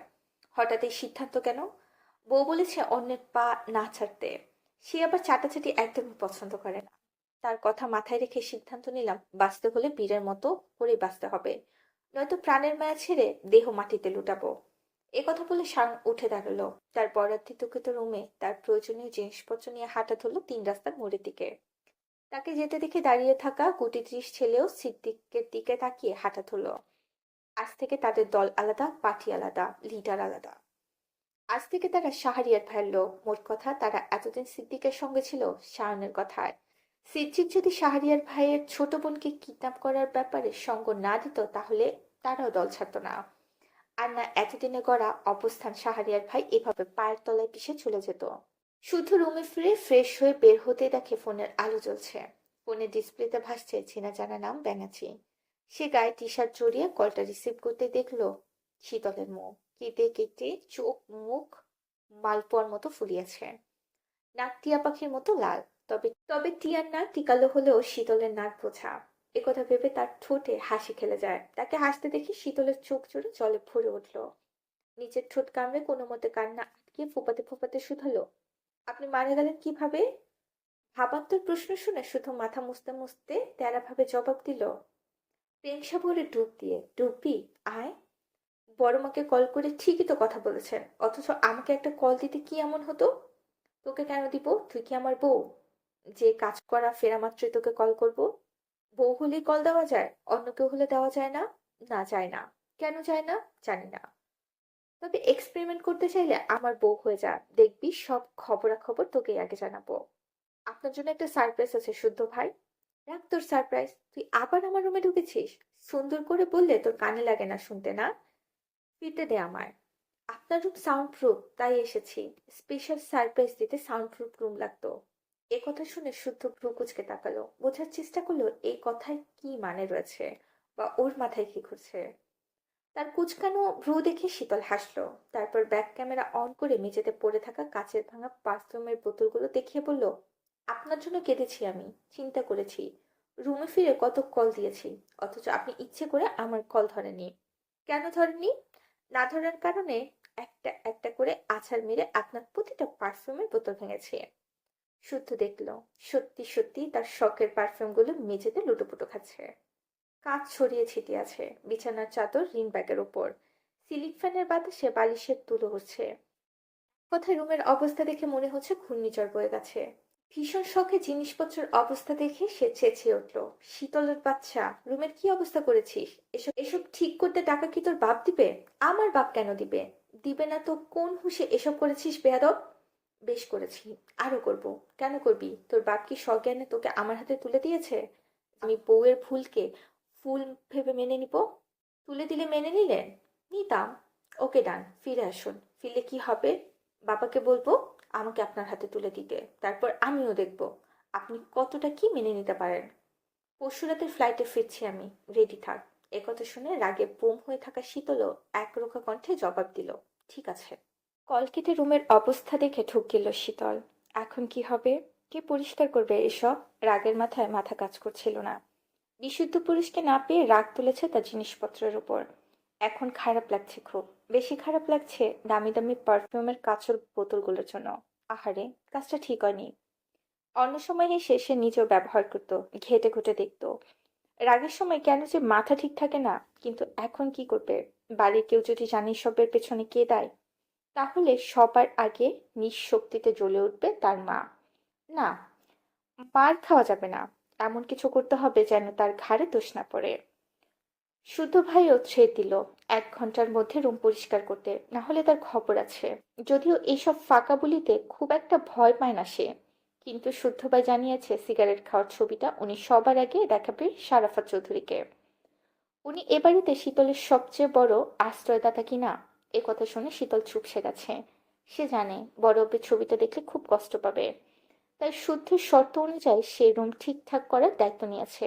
অপরাধ যখন করেছে শাস্তিও মাথা পেতে নিতেই হবে। এসব ভেবে সময় নষ্ট করলো না শীতল, কোমরে ওড়না বাঁধতে গিয়ে থেমে গেল। রুমে তো কেউ নেই, তাই ওড়না চেয়ারের ওপর রেখে রুম পরিষ্কারের কাজে লেগে গেল। তবে তার মুখ বন্ধ থাকলো না। শুদ্ধকে সে গালাগাল দিতে দিতে কাজ পরিষ্কার করলো। শুদ্ধ তার করা কাহিনী দেখে ল্যাপটপ থেকে দৃষ্টি সরিয়ে উঠে রুমের বাইরে গেল। প্রচন্ড ক্ষুধা লাগায় গেল খাবার খেতে। অর্ক, কামরান, হাসান, স্যান্ডিও এসে বসেছে কেবল। শুদ্ধ চেয়ার টেনে হাসানের পাশে বসলো। গল্পে গল্পে একে একে সবাই খাবার নিয়ে খেতেও আরম্ভ করলো। কি একটা ব্যাপারে অর্ককে পচিয়ে বাকিরা সবাই হাসছে। শুদ্ধ খেয়াল করলো হাসান থতমত মুখে বসে আছে। মুখে বিষণ্ণতার ছাপ স্পষ্ট। খাওয়াতে আগ্রহ নেই, খাবার নাড়াচাড়া করছে শুধু। তাছাড়া এসে অবধি খেয়াল করলো হাসান কেমন থম থম মুখে আছে, কথা বলছে খুবই কম। হাসতে যেন জোরপূর্বক, কোনো সমস্যায় না পড়লে এমনটা করার কথা না। এতক্ষণ কিছু না বলেও সে এবার সরাসরি হাসানের উদ্দেশ্যেই প্রশ্ন ছুড়ল, কি হয়েছে তোর? কোনো সমস্যা? হাসান ঘাড় ঘুরিয়ে শুদ্ধর দিকে তাকালো, শুনলো। এরপর জবাব দেওয়ার আগে কামরান বলল, সমস্যা মানে? বিরাট সমস্যায় পড়েছে বেটায়। কি সমস্যা সেটাই জানতে চাচ্ছি। প্রথম সমস্যা, ওর বউ ওকে কাছে ঘেঁষতে দেয় না। দ্বিতীয় সমস্যা, ওর বউ মুক্তি চায়। শুদ্ধ ভ্রু কুঁচকে হাসানকে বলল, মুক্তি বলতে? তালাক? কেন? আমাকে নাকি পছন্দ না। পছন্দ না তো কবুল বলেছিল কেন? সেটাই তো কথা। এখন সে আমাকে সহ্য করতে পারে না, কাছে গেলে চিৎকার চেঁচামেচি করে। বাসায় মা বাবা ছোট ভাই বোন আছে, কিছু বলতেও পারি না। আবার তার ইগনোর করার ব্যাপারটাও সইতে পারি না। কাছে গেলেই চেঁচিয়ে বাড়ি শুধু সবাইকে জানায়। লুচ্চা লম্পট কিছু বলতে বাদ রাখে না। বারবার একই ঘটনা ঘটায়, লজ্জায় আমিও কাছে যাই না। এখন তার একই কথা, মুক্তি চায়। দিয়ে দে। আমি তো মুক্তি দেওয়ার জন্য কবুল বলিনি ভাই। স্বল্প পরিচয় হলেও কিভাবে যেন ভালোবেসে ফেলেছি। ওকে ছাড়তে পারবো না আমি। আর ছাড়লে হয়তো আমিও বাঁচবো না। এই কথা শুনে অর্ক একটা গালি দিয়ে মুখ খিচিয়ে বলল, তাহলে বউয়ের ঝাল সহ্য কর শালা। বিয়ে করেছো প্রায় 3.5 মাস, অথচ বাসর সারতে পারোনি। এ আবার কিভাবে পুরুষ দাবি করে? এবার শুদ্ধ মুখ খুললো, ফিচলে হাসলো, তারপর হাসানকে দারুণ একটা বুদ্ধি দিল। বুদ্ধিটা বোধ হয় হাসানের পছন্দও হলো। সে সম্মতিসূচক মাথা নাড়িয়ে মৃদু হাসলো। শুদ্ধ খাওয়া ততক্ষণে শেষ। সে চেয়ার ছেড়ে বেসিংয়ে হাত ধুতে গেলে কামরান চেঁচিয়ে বলল, এই শালা কি বুদ্ধি দিলি ওকে? হাসান, ভুলেও এ কাজ করিস না ভাই। তোর আধবা সংসার পুরোপুরি ডুববে, সঙ্গে বউটাকেও মারবি তুই। কামরানের কথা শুনে সবাই হো হো করে হেসে উঠল। এই গর্দভ কথার মানে বুঝেনি। সবাই হাসছে দেখে রেগে গেল কামরান। সে প্রতিবাদী সুরে কিছু বলার আগে শুদ্ধ পুনরায় বলল, বউকে মারা প্রতিটা স্বামীর স্বামীগত অধিকার, সেই সূত্রে ওর বউকে ও মারবে, তাতে তোর বউয়ের কি? এ কথা বলতে পারলি শুদ্ধ? এটা তোর থেকে আশা করিনি। না করলে নাই, তবে স্বামী বউকে না মারলে কাকে মারবে? মারবে কেন? সময় দেওয়া যায় না? কিসের সময়? বউ কি সাজিয়ে রাখা জিনিস যে সাজিয়ে রাখবে? স্বামীটা হাজার হাজার টাকার গিফট নিতে পারবে, হি হি করতে করতে শাড়ি গয়না গায়ে জড়াতে পারবে, অথচ স্বামীর কাছে গেলে হাজারটা বাহানা, মামার বাড়ির আবদার। শুদ্ধ থামতেই কামরান ফুঁসে উঠল। সে পুনরায় কিছু বলার আগে অর্ক তার বাহুতে ঘুষি মেরে বলল, শালা বেরসিক। এই মারা সেই মারা না, আদরের সাগরে ডুবে মারার কথা বলেছে শুদ্ধ। শালা পাগল ছাগল থেকে গেলি। ও রে, আগে বলবি না? কামরানের কথায় শুদ্ধ আপাতত কথা বাড়ালো না, শুধু হাসানের দিকে একবার তাকিয়ে যেতে থাকলো। কিছু কিছু ক্ষেত্রে দুজনের মুডের অপেক্ষার করার প্রয়োজন পড়ে না। বইয়ের কাছে এমন মুডে যাওয়া উচিত যাতে একজনের উন্মাদনায় আরেকজন উন্মাদ হতে বাধ্য হয়। একথা বললে শুদ্ধ চুল ব্রাশ ব্রাশ করতে করতে স্থান ত্যাগ করলো। তাকে যেতে দেখে কামরান কপাল চাপড়ে বলল, এই শালা প্রচুর অশ্লীল। ওর বউটাকে বাঁচতে দিল না। তোরা আমার কথা মিলিয়ে নিস, ওর বউ টিকবে না, দেখবি বিয়ের পর দিনই ওর বউ পালাবে। এ কথা শুনে আর এক দফা হাসির রোল পড়ল। শুধু রুমে এসে ল্যাপটপ অন করে দেখে শীতল এখনো রুম পরিষ্কার করছে। রুম একদম আগের মতো ঝকঝকে তকতকে, ভালোই খাটুনি হয়েছে। এর বেহাল দশা দেখেই বোঝা যাচ্ছে। সে ফোন হাতে নিয়ে কল দিল। শীতল বিছানায় টান টান হয়ে নিজের নামের ফোনের রিংটন বেজে উঠল। কোমরখানা অবশ, হাঁপিয়ে উঠেছে। সে এদিকে ওদিকে দৃষ্টি বুলিয়ে দেখলো সবকিছু ঠিকঠাক। তখন ফোনের রিংটন বেজে উঠল। মুখে বিরক্তির শব্দ করে ফোন হাতে নিয়ে দেখলো অপ্রিয় মানুষটার নাম। মুখ থমথমে করে কল রিসিভ করলো সে। তারপর বলল, শুধু ভাই টাকা দেন। কিসের টাকা? পরশুদিন না আমাদের বিয়ে? তাতে কি? বিয়ের শাড়ি কিনতে হবে। শাড়ি পরে বিয়ে করতে হবে কোথাও লেখা আছে নাকি? সবাই শাড়ি পরে, তুই লুঙ্গি আর ফতুয়া পরবি। পড়া বলে কথা, কি করলি ওটা মেইন ফ্যাক্ট না। শুধু শুধু কথা পেঁচাবেন না বলে দিলাম। সায়েন্টিস্টকে বিয়ে করছি কি এমনি এমনি নাকি? টাকা দেন, নয়তো বিয়ে ক্যান্সেল। কত দিতে হবে? আপাতত 10 দেন। 10 মানে? 10 টাকা শাড়ি হবে? 10 টাকা না, 10 লাখ। কি? থাক, করবো না বিয়ে। লাগবে না বউ, ক্ষমা দেবই। এত দামি শাড়ি পরা বউ রাখার জায়গা নাই আমার রুমে। সিঙ্গেল আছি, সিঙ্গেলই মরবো। সত্যি দিবেন না? না, তাহলে বিয়েও করবো না। করিস না, তোকে বিয়ে করার জন্য মরে যাচ্ছি না। তাই না? ঠিক আছে, বিয়ে ক্যান্সেল। যে পুরুষ বউকে শাড়ি কিনে দিতে পারে না তাকে বিয়ে করা মানেই হয় না। যে মেয়ে বিয়ের আগেই হবু বরের থেকে 10 লাখ টাকার শাড়ি চেয়ে হার্ট অ্যাটাক করানোর পায়তারা জুড়ে, আমিও তাকে বিয়ে করব না। ওকে, ক্যান্সেল ক্যান্সেল। এরপর কল কেটে গেল। কিছুক্ষণ আগের নেওয়া সিদ্ধান্তটা মাঠে মারা গেল। এরপর আর কেউ কারোর সঙ্গে কথা বলল না। দুদিন পেরিয়ে গেল। দুজনের দৈনন্দিন কাজে নিজেদের বিজি রাখলো। অনলাইনে একে অপরকে অ্যাক্টিভ দেখলেও তবুও তাদের কথা হলো না, মেসেজ হলো না। শুধু দেশে ফেরার দিন শুধু ল্যাবে কাজ করায় এক ফাঁকে শীতলকে মেসেজ করলো, এই মুহূর্তে এয়ারপোর্টে আছি, রেডি থাক, আসছি। মেসেজ পাওয়া মাত্র শীতল চটজলটি ব্যাগ প্যাক রেডি করে শতরূপা চৌধুরীর বাড়িতে যাওয়ার উদ্দেশ্যে রওনা হলো। আমি গাড়িতে বসে যেতে যেতে রিপ্লাই করলো, বাড়িতেই আছি, জলদি আসুন। সকল ব্যস্ততা সামলে কেবল ফ্রি হয়েছে শাহাদাত চৌধুরী। পরনে এখনো সেনাবাহিনীর পোশাক। নেম প্লেটে জলজল করছে ওনার নিকনেম। পোশাকের সঙ্গে মিলিয়ে মাথায় ক্যাপ। অন্যান্য সময় মুখভঙ্গি কঠোরতা বজায় রাখলেও এখন ঠোঁটে এঁটে আছে মুচকি হাসি। কারণ উনি ফোনে কথা বলছে 2 মেয়ে এবং সহধর্মিনীর সঙ্গে। একে একে নিচ্ছে বাড়ির সব সদস্যদের খোঁজ। স্বর্ণ শীতলের বাবার সাথে কথা বলে চলে গেছে। তারা এখন বড় হয়েছে, অনেক কিছু বুঝতে শিখেছে। বাবা মার পার্সোনাল কথা থাকতে পারে ভেবে একটু স্পেস দিল আর কি। মেয়েরা চলে যাওয়া মাত্র শাহাদাত চৌধুরী সিমেনকে অপলক দেখে বলল, রাতে ঘুম হচ্ছে না নাকি ঠিকঠাক? হচ্ছে তো। তুমি বরাবরই মিথ্যা বলায় পচা সিমিন। কি হয়েছে বলো আমায়। মেয়ে দুটোকে নিয়ে খুব চিন্তা হয়, ছোটটা একটা কথা শোনে না। এত বড় বিপদ থেকে বেঁচে ফিরলো অথচ মনে হয় ভরডয় কিছুই নেই। আগে যেমন সারা বাড়িতে নেচে কুদে বেড়াতো এখনো তাই। মেয়ে বড় হচ্ছে, কিছু বলতে তো পারো। ছোট মানুষ, কি বলবো, ঠিক হয়ে যাবে। এ কথা শুনে সিমেন মুখ ঘুরিয়ে অন্যদিকে তাকালেন।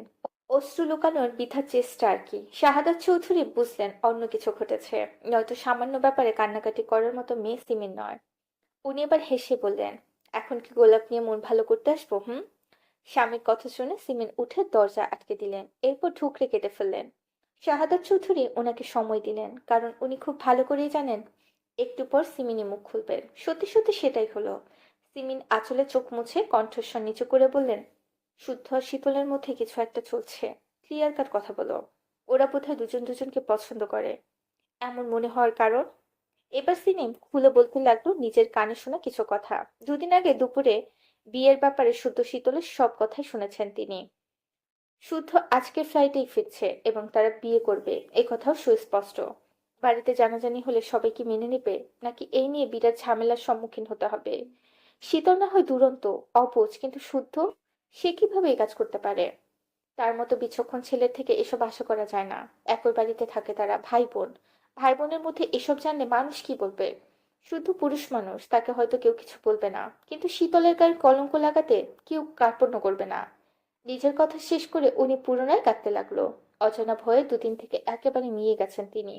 পেশারি একদম লো। শাহাদাত চৌধুরী সিমিনের কথা শুনে জবাবে এমন একটা কথা বললেন, যা শুনে সিমিন কথা হারিয়ে ফেললেন। বাখারা হয়ে তাকিয়ে রইল।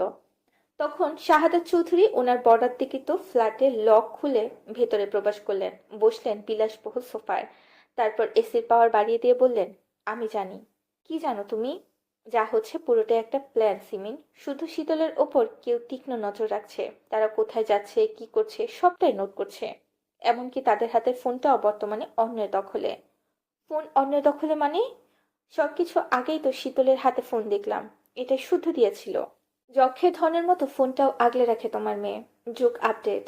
এখন ঘরে বসে থেকে ইনকাম করা যেমন সহজ হয়ে গেছে, তেমনি ঘরে বসে অন্যের ক্ষতি করাটা সহজ হয়ে গেছে। ফোন শীতলেরই হাতে, অথচ তার ফোন নম্বর, ফেসবুক আইডি, হোয়াটসঅ্যাপ, ইনস্টা সব অন্যের আয়ত্তে। কারো ক্ষোভে নজর পড়েছে আমাদের সরল মেয়েটা। যা হচ্ছে এসবগুলোই পরিকল্পনা মাফিক। তুমি টেনশন করো না, মোট কথা যা ভাবছো সেসব হবে না, সম্ভব নয়। আমার মেয়েটা ছোট শাহাদার, আবেগী। এই বয়সে মেয়েরা ভুল পথে পা বাড়ায়। শীতল বয়সে ছোট অবুঝ হলেও শুদ্ধ তা নয়। শীতল যদি পাগলামি করেও শুদ্ধ তাকে কখনোই পাত্তা দেবে না। আমাদের শুদ্ধ সেরকম নয় সিমিন। তার পার্সোনালি হাই লেভেলের। মানছি শীতল শুদ্ধের সাপে নেউলে সম্পর্ক, কিন্তু হঠাৎ করে শুদ্ধ এত পরিবর্তন দেখে সন্দেহ হলো না তোমার? যে ছেলেকে বোম মারলে বাড়তি কথা বলানো যায় না, সে এখন শীতলের সাথে তাল মিলিয়ে বকবক করে যায়। ছেলেটাকে অযথা ভুল বুঝো না। হুম। এদিকে স্যান্ডি লাফিয়ে উঠল ল্যাপটপের সামনে থেকে। অবশেষে তার কষ্ট সফল। সে দ্রুত কল করলো শুদ্ধকে। শুদ্ধ কল রিসিভ করলে স্যান্ডি প্রফুল্ল স্বরে বলে ওঠে, কালপ্রিটের আসল নাম ইয়াসির শিকদার, থাকে ঢাকাতেই, মাফিয়া। ধামাকাদার খবর, আবু সিদ্দিকের খুব কাছের কেউ। এখন দুপুর 1টা। বিরক্ত মুখে চেয়ারে হেলান দিয়ে বসে আছেন স্যান্ডি। বিরক্তিতে চোখ মুখ কুঁচকে আছে তার। পাশের জনকে ইছারায় কিছু জিজ্ঞাসা করে গালি ছুড়ল নিজের ভাষায়। কোনোভাবেই কিছু হচ্ছে না। এদিকে শুদ্ধ জানিয়েছে দুদিনের মধ্যে কাজ না হলে তার বফকে বলে দিবে সে আরেকটা নতুন বফ জুটিয়েছে। হারামজাদা শুদ্ধ। মুখে মুখে হুমকি দিয়েছে তা নয়, বিদেশি গপকে লিপকিস করার ভিডিওটাও প্রমাণ হিসেবে রেখেছে তার সেলফোনে। এটা যদি লিপা দেখে, তার খবর করে ছাড়বে। আর বাপ পুলিশ। পুলিশের মেয়েকে ঠকানোর কিছু 14 শিকড়ের ভাত কপালে নাচবে। হঠাৎই পিপ পিপ শব্দে রেড অ্যালার্ট বাজতেই ল্যাপটপের দিকে তাকিয়ে লাফিয়ে উঠল সে। লোকেশন শো করছে, জায়গাটা ঢাকার মধ্যে। লালগুল মার্ক করা জায়গাটায় একটা বাজার। অবশেষে তার কষ্ট সফল। সে দ্রুত কল করলো শুদ্ধকে। খুশিতে তার মন বাকুম বাকুম করছে। 3বারের বেলায় শুধু কল রিসিভ করার মতোই স্যান্ডি পুতফুল্ল সুরে বলে ওঠে, কালপিটের আসল নাম ইয়াসির শিকদার, ঢাকাতেই থাকে, মাফিয়া। ধামাকাদার খবর, আবু সিদ্দিকের খুব কাছের কেউ। শুদ্ধ ভ্রুজোড়া কুঁচকে গেল। আবু সিদ্দিক জনিত সে আগে জেনেছে। সেই সুযোগে প্রমাণসহ শাওনকে দেখিয়েছে বিধায় শাওন দল ছেড়েছে। কিন্তু ইয়াসির, এই ছেলেকে, তার সাথেই বা কিসের শত্রুতা? মাফিয়া? মাফিয়া এলো কোথা থেকে? আর যতদূর মনে পড়ে, কোনো মাফিয়ার সাথে চৌধুরী বাড়ির কোনো ঝামেলা হয়নি। তবে নাকি এটার পেছনে অন্য গল্প আছে? সে আপাতত নিজের ভাবনায় ছেদ ঘটিয়ে বলল, সে মাফিয়া কিভাবে জানলি? যেই কোডটা পাঠিয়েছিল ওটা দিয়ে এখন তার ডিটেলস শো করছে, ছবি আছে। আছে। শালাকে দেখি, আমি ফিদা ভাই। কাছে পৌঁছানোর উপায় জানাচ্ছি। ওকে। একথা বলে স্যান্ডি কল কেটে পুনরায় কাজে লেগে পড়ল। শুদ্ধর ফোনে পরপর নোটিফিকেশন এলো। চেক করে দেখলো একটি ছেলে, দেশি এবং বিদেশি সংমিশ্রণে তার মুখাপর। তাকে এক পলক দেখে শুদ্ধ আটশো হয়ে বিছানায় বসলো। ব্যস্ত হাতে ফোনে টুকিটাকি কিছু করতে করতে সামনের ওয়ালে ছেদ করে একটি পর্দা তৈরি হলো। পর্দায় ভাসতে থাকলো ইয়াসিরের ছবি এবং তার সম্পর্কে নানান তথ্য। ইয়াসিরের জন্ম ইতালির রাজধানী রোমে, তবে বড় হয়েছে সুইডেনে। তার বাবা বাঙালি হলেও মা বিদেশি। তাদের দুজনের সংমিশ্রণেই ইয়াসির। ভাই বোন আছে কিনা তা জানা যায়নি। শিক্ষাগত যোগ্যতা সম্পর্কেও কিছু বলা নেই। তার বাবা মা কোথায়, সে কেন মাফিয়া হলো, এসব অজানা। তবে সব কথার এক কথা, সে বর্তমানে সুইডেনের নামকরা মাফিয়া। বিশাল বড় গ্যাং রয়েছে তার। তবে এ অবধি তাকে কেউ দেখেনি। সে দেখতে কালো নাকি ফর্সা, লম্বা নাকি খাটো, তাও কেউ জানে না। তবে সংবাদ মাধ্যমে জানা গেছে ইয়াসির শিকদার খুব সাধারণ পোশাক, সাধারণ বেশে চলাফেরা করে। অথচ ছেলে হয়েও তার প্রকৃত রূপ চোখ ধাঁধানো। তথ্য অনুযায়ী এতটুকু পরে শুদ্ধ তীক্ষ্ণ দৃষ্টিতে তার ছবিটা জুম করে দেখলো। ছবিতে দেখা যাচ্ছে ইয়াসিরের ঠিক সামনাসামনি 9x19 মিলিমিটারের প্যানোরামার M1911 CZ75 হিশন এস পেলিকন 1200 এমটিএম দ্বৈত ও প্ল্যানো 1404 মডেলের পিস্তল। এই পিস্তল দেখে তার ঠোঁটে হাসি নেই। কুর চোখে তাকিয়ে আছে সেগুলোর দিকে। তার এক হাতে কারুকাজ করা খচিত রক্ত মাখানো ছুরি। শুধু ছবিটা আরেকটু জুম করে দেখলে ইয়াসিরের পেছন সাইড। তারপর হো হো করে হেসে উঠল, কারণ তার ধারণাই সঠিক। ইয়াসিরের নামে ইয়াসিরের হলেও ছবির মানুষটা ইয়াসিন নয়। এই ছবিটা কোনো এক অ্যাকশন মুভির তামিল নায়ক শুটিং সেটে ছবিটা তোলা।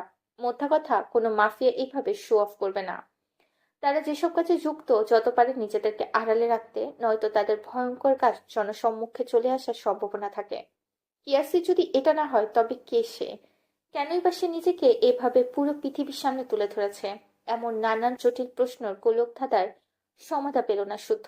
তবে বুঝলো এখানে অন্য ঘাপলা আছে, যেটা ধরতে পারছে না সে। হতে পারে ইয়াসিরের নামটাই ফেক। এমনও হতে পারে এই ইয়াসির তাদের চেনা জানা আপন কেউ, মরার পাখনা গজিয়েছে বলে এভাবে লুকোচুরিতে নেমেছে। শুদ্ধ দুই পা নাচাতে নাচাতে কিছু একটা ভেবে ফিসলে হাসলো। এই হাসির মানে কি? কি চলছে তার মনে?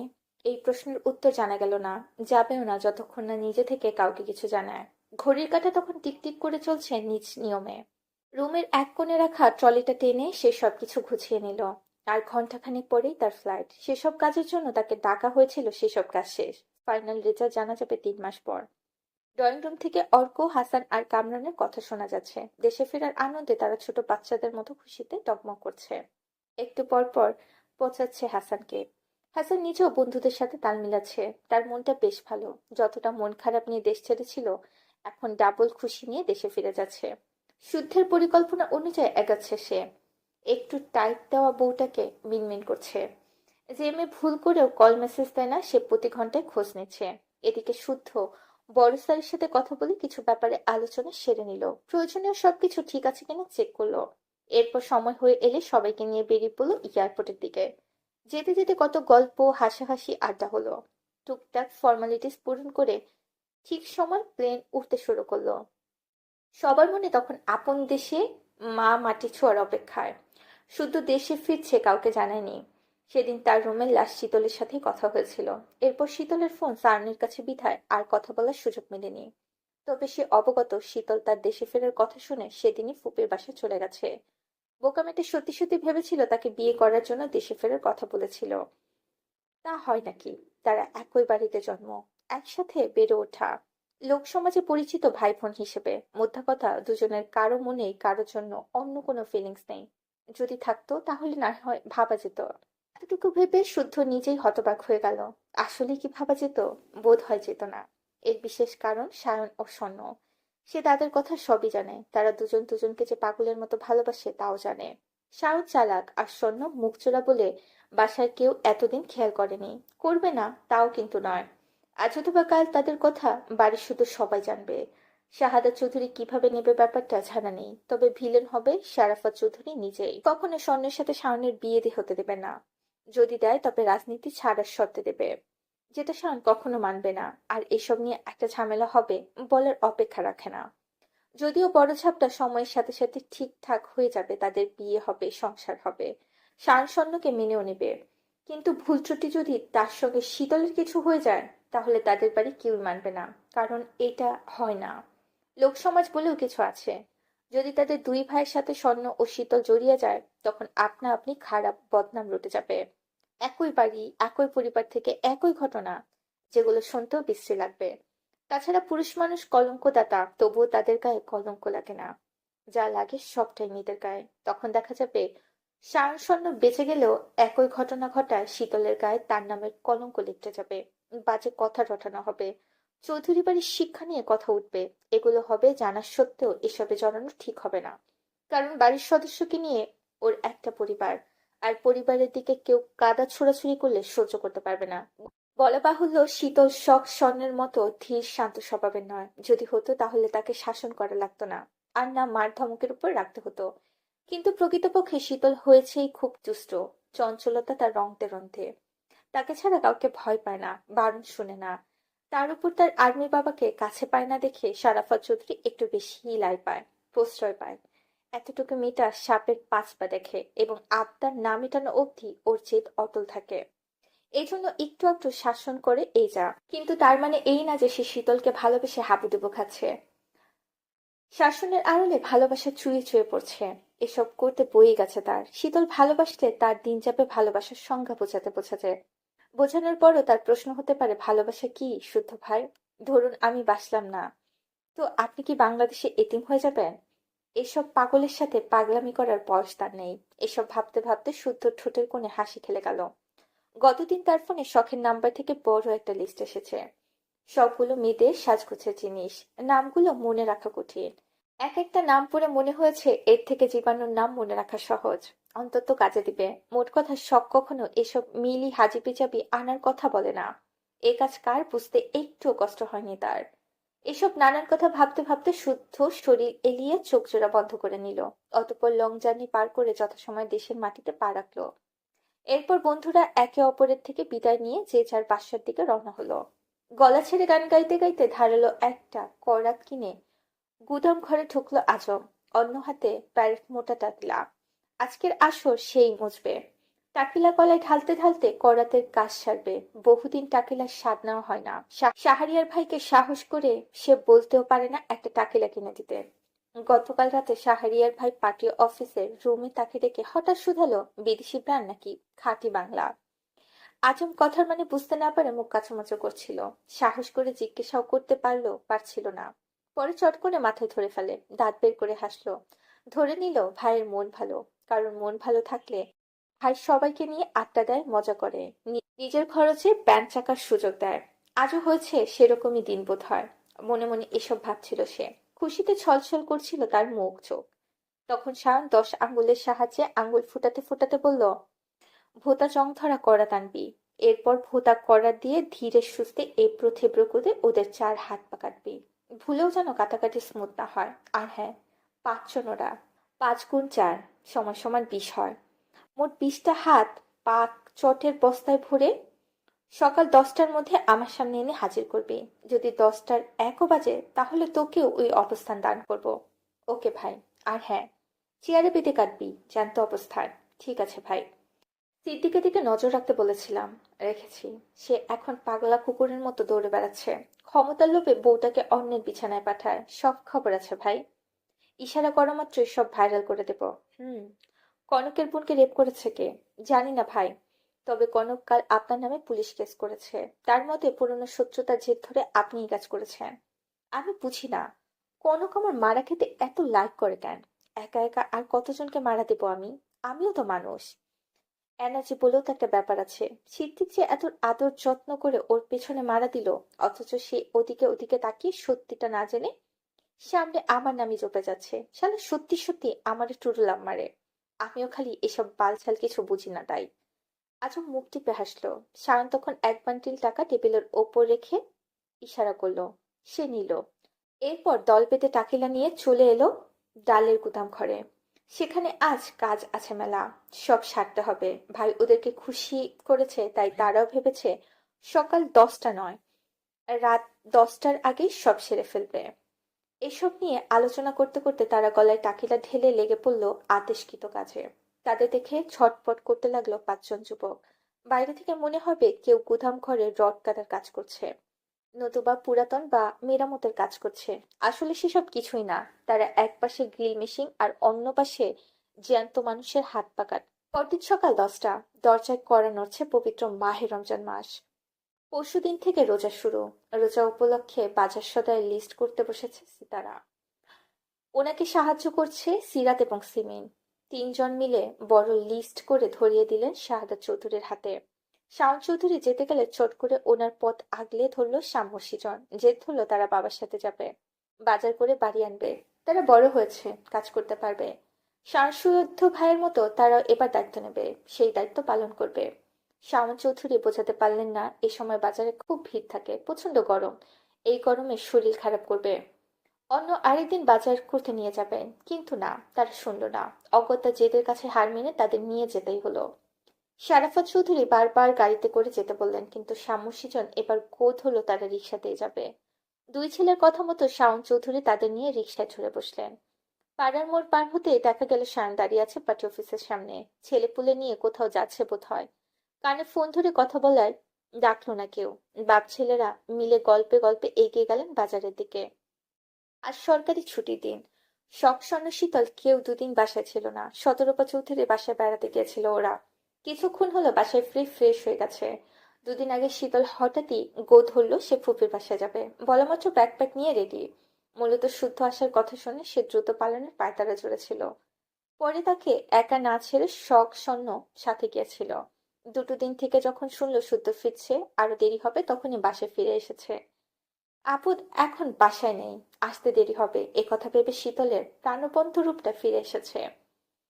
এখন কদিন ইচ্ছে মতো ঘুরবে ফিরবে। কিয়ারের সাথে কথা হয়েছে, আর শপিং মলে যাবে দুজন। দেখে আসবে এবারের ঈদে কোন ড্রেসের চাহিদা বেশি, কোন কোন কালারটা ক্রেতারা পছন্দ করছে। রোজা শুরু হতে না হতেই তার ড্রেস নিয়ে চিন্তিত। এই নিয়ে সিমিনের কানের কাছে কিছুক্ষণ জ্ঞান জ্ঞান করে বকা খেয়ে তারপর থেমেছে। হাতের কাজ সেরে সিতারা চৌধুরী মনে পড়ল সকালের ওষুধটা খেতে ভুলে গেছেন। দ্রুত ড্রেসিং টেবিলের সামনে রাখা ওনার ওষুধের পাতা। যেতেও ইচ্ছে করছে না। ওনার সোফায় বসে দেখলেন শীতল সিঁড়ি দিয়ে নিচে নেমে এসছে। তাই তাকে বললেন, শীতল, আমার রুম থেকে ওষুধের পাতাটা এনে দে তো মা। কোন ওষুধের পাতা বড় মা? সাদা পাতা। কোথায় আছে? ড্রেসিং টেবিলের ওপর। আচ্ছা। এ কথা বলে সে চলে গেল বড় মায়ের ঘরে। সামনে রাখা ওষুধের পাতা, সে সেটা নিয়ে বের হতেই চোখ পড়ল একটা অ্যালবামের দিকে। এটা চিনে সে, দেখেছেও বহুবার। তবুও বড়সড় অ্যালবামটা হাতে নিয়ে বেরিয়ে এলো রুম থেকে। এখানে বড় মা বড় অপুর বিয়ের ছবি আছে। আছে তাদের সব ভাই বোনদের ছোটবেলার স্মৃতি। দাদা দাদিরও ছবি আছে। সে বড় মাকে ওষুধটা দিয়ে সোফায় হাঁটু মুড়ে বসে ছবি দেখতে বসলো। আগেও দেখেছে, তবুও বারবার দেখতে ভালো লাগে, হাসাহাসি করে। ততক্ষণে সিতারা সরে এসে বসেছে তারই পাশে। উনিও দৃষ্টি দিয়েছে একই দিকে। এক একটা ছবি মনে করিয়ে দিচ্ছে এক একটা মুহূর্তের কথা। গল্পে গল্পে শীতলকে সেসব গল্প শোনাচ্ছেন। শীতল মন দিয়ে তা শুনছে, কখনো খিলখিল করে উচ্চ চোখে হেসে উঠছেন। তার সঙ্গে তাল মিলাচ্ছেন সিতারাও। তখন কলিং বেল বেজে উঠল। সিমিন এদিকেই আসছিলেন দেখে উনি দরজা খুলে দিলেন। দরজা খুলে কারোর সাথে কথা বলছে মানে পরিচিত কেউই হবে। সিতারা কিংবা শীতল কেউ পাত্তা দিল না, নিজেরা নিজেদের গল্প মেতে থাকলো। তখন শীতল একটা ছবি দিকে তাকিয়ে ডাকলো, বড় মা। হুম? কলেজে থাকাকালীন শুদ্ধ ভাই হাবাগোপা টাইপের ছিল, তাই না? মোটেও না। আমার ছেলের চোখ নাক মুখ ঠোঁটের আর দেখেছিস? দেখেছি, পুরাই দেশি হাম্বা টাইপ। কি? আমার ছেলের চোখ মুখ হাম্বা টাইপের? কেন, তুমি জানতে না? এই দেখো শুদ্ধ ভাইয়ের এই ছবিতে গরু গরু চোখগুলো ভালো করে দেখো। মোটা চওড়া করে কাজল দিয়ে দিলে পুরাই দেশি গরু। তখন পাশে কাউকে বসতে দেখে দুজন তাকাতেই রেখে ক্লান্ত শরীরে শুদ্ধ এসে বসেছে। শীতল চোখ ছবিতে রেখে তাকিয়ে আর চোখে আরেকবার তাকালো শুদ্ধর দিকে। শুনে নিল নাকি মার না খেতে হয়। তবে হাবাগোবা আর হাবাগোবা নেই, সুদর্শন পুরুষে পরিণত হয়েছে। মুখে যত যাই বলুক, বিশুদ্ধ পুরুষের পুরুষালী চোখগুলো অদ্ভুত সুন্দর। চোখ মুখের আট সত্যি মুগ্ধ করার মতো। প্রশস্ত বুক, মাথা ভর্তি চুলে নিউ হেয়ার কাট। লম্বা কত হতে পারে সঠিক জানা নেই, তবে অনেকটাই লম্বা। তাকে দেখে চোখ উপরে তাকিয়ে কথা বলতে হয়, যদিও চৌধুরীরা সবাই উচ্চতায় এমন। সে আর তাকালো না, আর না আগ বাড়িয়ে কোনো কথা বলল। দেখা দেখা যাবে কিছু বলতে গেলে তেরা বেঁকা কথা বলে বসে থাকবে। সীতাটা ছেলেকে দেখে চট করে এক গ্লাস পানি এগিয়ে দিলেন। কুশল বিনিময় করলেন। সিরাজ সিমিন তাকে ক্লান্ত দেখে ফ্রেশ হয়ে খাবারের তাড়া দিলেন। শীতল তাকিয়ে তাকিয়ে দেখলো তার মা চাচিদের ব্যস্ততা। কিছুক্ষণ আগে তারাও দুদিন পর তো বাড়ি এলো। কই, কেউ তো এমন করলো না। অথচ বিশুদ্ধ পুরুষের কদর দেখো। সে মুখটা বাঁকিয়ে একটা খোঁচা মেরেই দিল। যান যান, ফ্রেশ হয়ে খেয়ে নিন শুদ্ধ ভাই।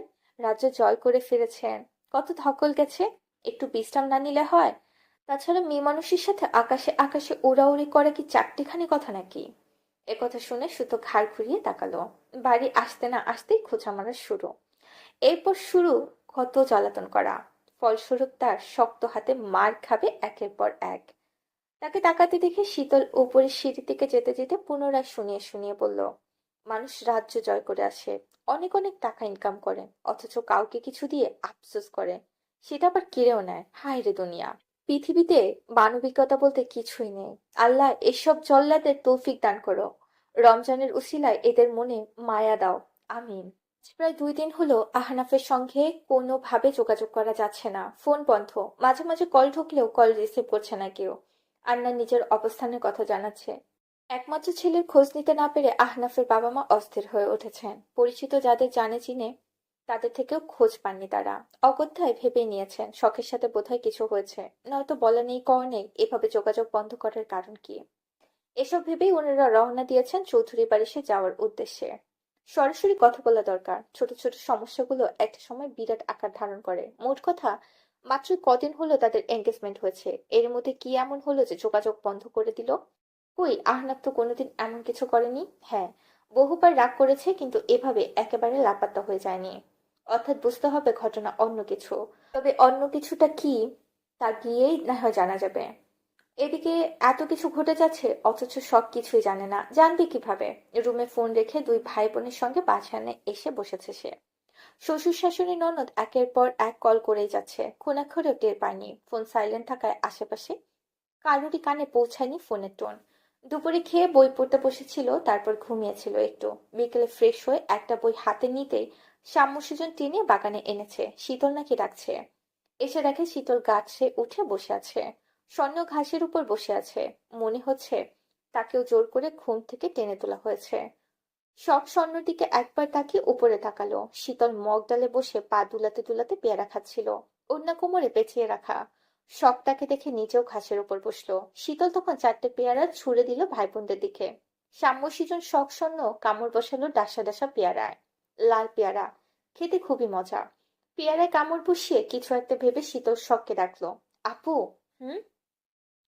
তোমার হবু শ্বশুরের অ্যান্টিনার সমস্যা আছে নাকি? ছোট বোনের মুখে হবু শ্বশুরের নামে এসব কথা শুনে ভ্যাবাচ্যাকা খেয়ে গেল সব। পেয়ারা চিবানো থামিয়ে চোখ তুলে তাকায় দাঁত বের করে হাসা শীতলের দিকে।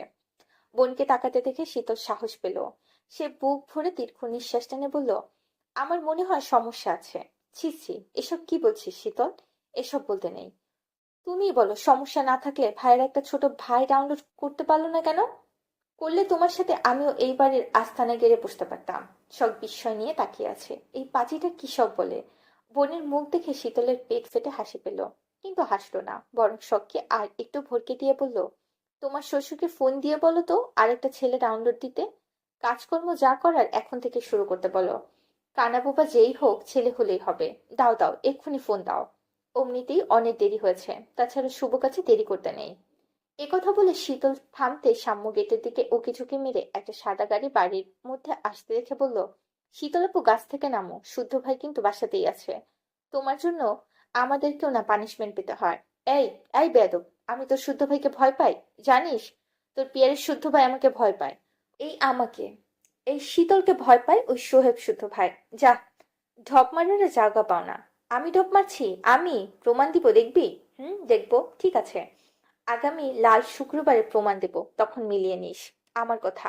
শীতল মিথ্যা বলে না রে পাগলা, বলে না। ঠিক আছে। শখকে বুঝিয়ে শীতল এবার স্বর্ণকে বলল, আপু, 3 রাস্তার মোড়ে বড় একটা কসমেটিকের দোকান আছে না? ওই দোকানের মালিকের ছেলের নাম রিহান। সে তোমাকে খুব পছন্দ করে, কিন্তু ভয় বলতে পারে না। সে আমাকে 2 ডজন চুড়ি ঘুষ দিয়েছে তোমাকে কথাটা জানানোর জন্য। ও, সে আরো বলেছে আমি তাকে দুলাভাই ডাকলে আরো অনেক কিছু দিবে। দেখেছিস? না। কেন? তুমি পারমিশন দিলে ডাকবো। দুলাভাই হিসেবে তাকে পছন্দ হয়েছে? না। কেন? বেটার দাঁত হলুদ, দেখলে মনে হয় 12 মাসই জন্ডিসে ভুগে। আপনা ভাইয়ের মতো স্মার্ট না। কিন্তু আমার মতো কিউট মেয়ে দুলাভাই হতে হবে smart handsome chocolate boy type. নয়তো সমাজে মুখ দেখানোর উপায় থাকবে না। তাহলে কি ক্যান্সেল? তাহলে চুড়িগুলো ফেরত দিয়ে বলে দিস আগে দাঁতের চিকিৎসা করতে, তারপর তাকে শালি বানানোর চিন্তা করতে। ওকে। এভাবে কথায় কথায় গল্পে গল্পে ভাই বোনরা মিলে দুষ্টুমি করতে লাগলো। তখন সেখানে নিঃশব্দে শুদ্ধ উপস্থিত হলো। তাকে দেখা মাত্রই সবাই চোখ। শীতল পাতার আড়ালে নিজেকে লুকানোর চেষ্টা। শুদ্ধ সব কটার মুখ দেখে জানলো আহনাফের বাবা মা এসেছে। ভদ্রভাবে সবাই গিয়ে যেন দেখা করে কথা বলে। অহেতুক হি হি করলে এক একটাকে মেরে কাছে ঝুলিয়ে রাখবে। ভাইয়ের কথা শুনে স্বর্ণ শখ সাম্য সৃজন ভদ্র বাচ্চাদের মতো ধীরে সুস্থে হেঁটে বাড়ির দিকে গেল। এবার শুদ্ধ মুখ তুলে তাকালো পাতার আড়ালে থাকা শীতলের দিকে। বুঝতে বাকি নেই সে ধরা পড়ে গেছে। তাই শীতল বোকা বোকা হাসলো, হেসে হেসে বলল, কতদিন পর আপনাকে দেখলাম শুদ্ধ ভাই, এত শুকিয়ে গেছেন কেন? মেয়েদের সাথে উড়াউড়ি করা চারটেখানে কথা না, তাই না? হে হে। কথাটা চেনা চেনা লাগছে, কোথায় যেন শুনেছিল। তা কেমন চলছে আপনার উড়াউড়ি? ভালোই, দোয়া করি যেন ভালোই যায়। একথা বলতে বলতে শুদ্ধ বাগানের এক কোণে কেটে রাখা বড়ই গাছের বড় বড় দুটো ডাল টেনে এনে রাখলো পেয়ারা গাছের গোড়ায়। শুকনো ডাল কাটায় ভরে আছে। তাকে গাছের গোড়ায় ডাল রাখতে দেখে এবার শীতল আর্তনাদ করে উঠল। এ কি করলেন শুদ্ধ ভাই?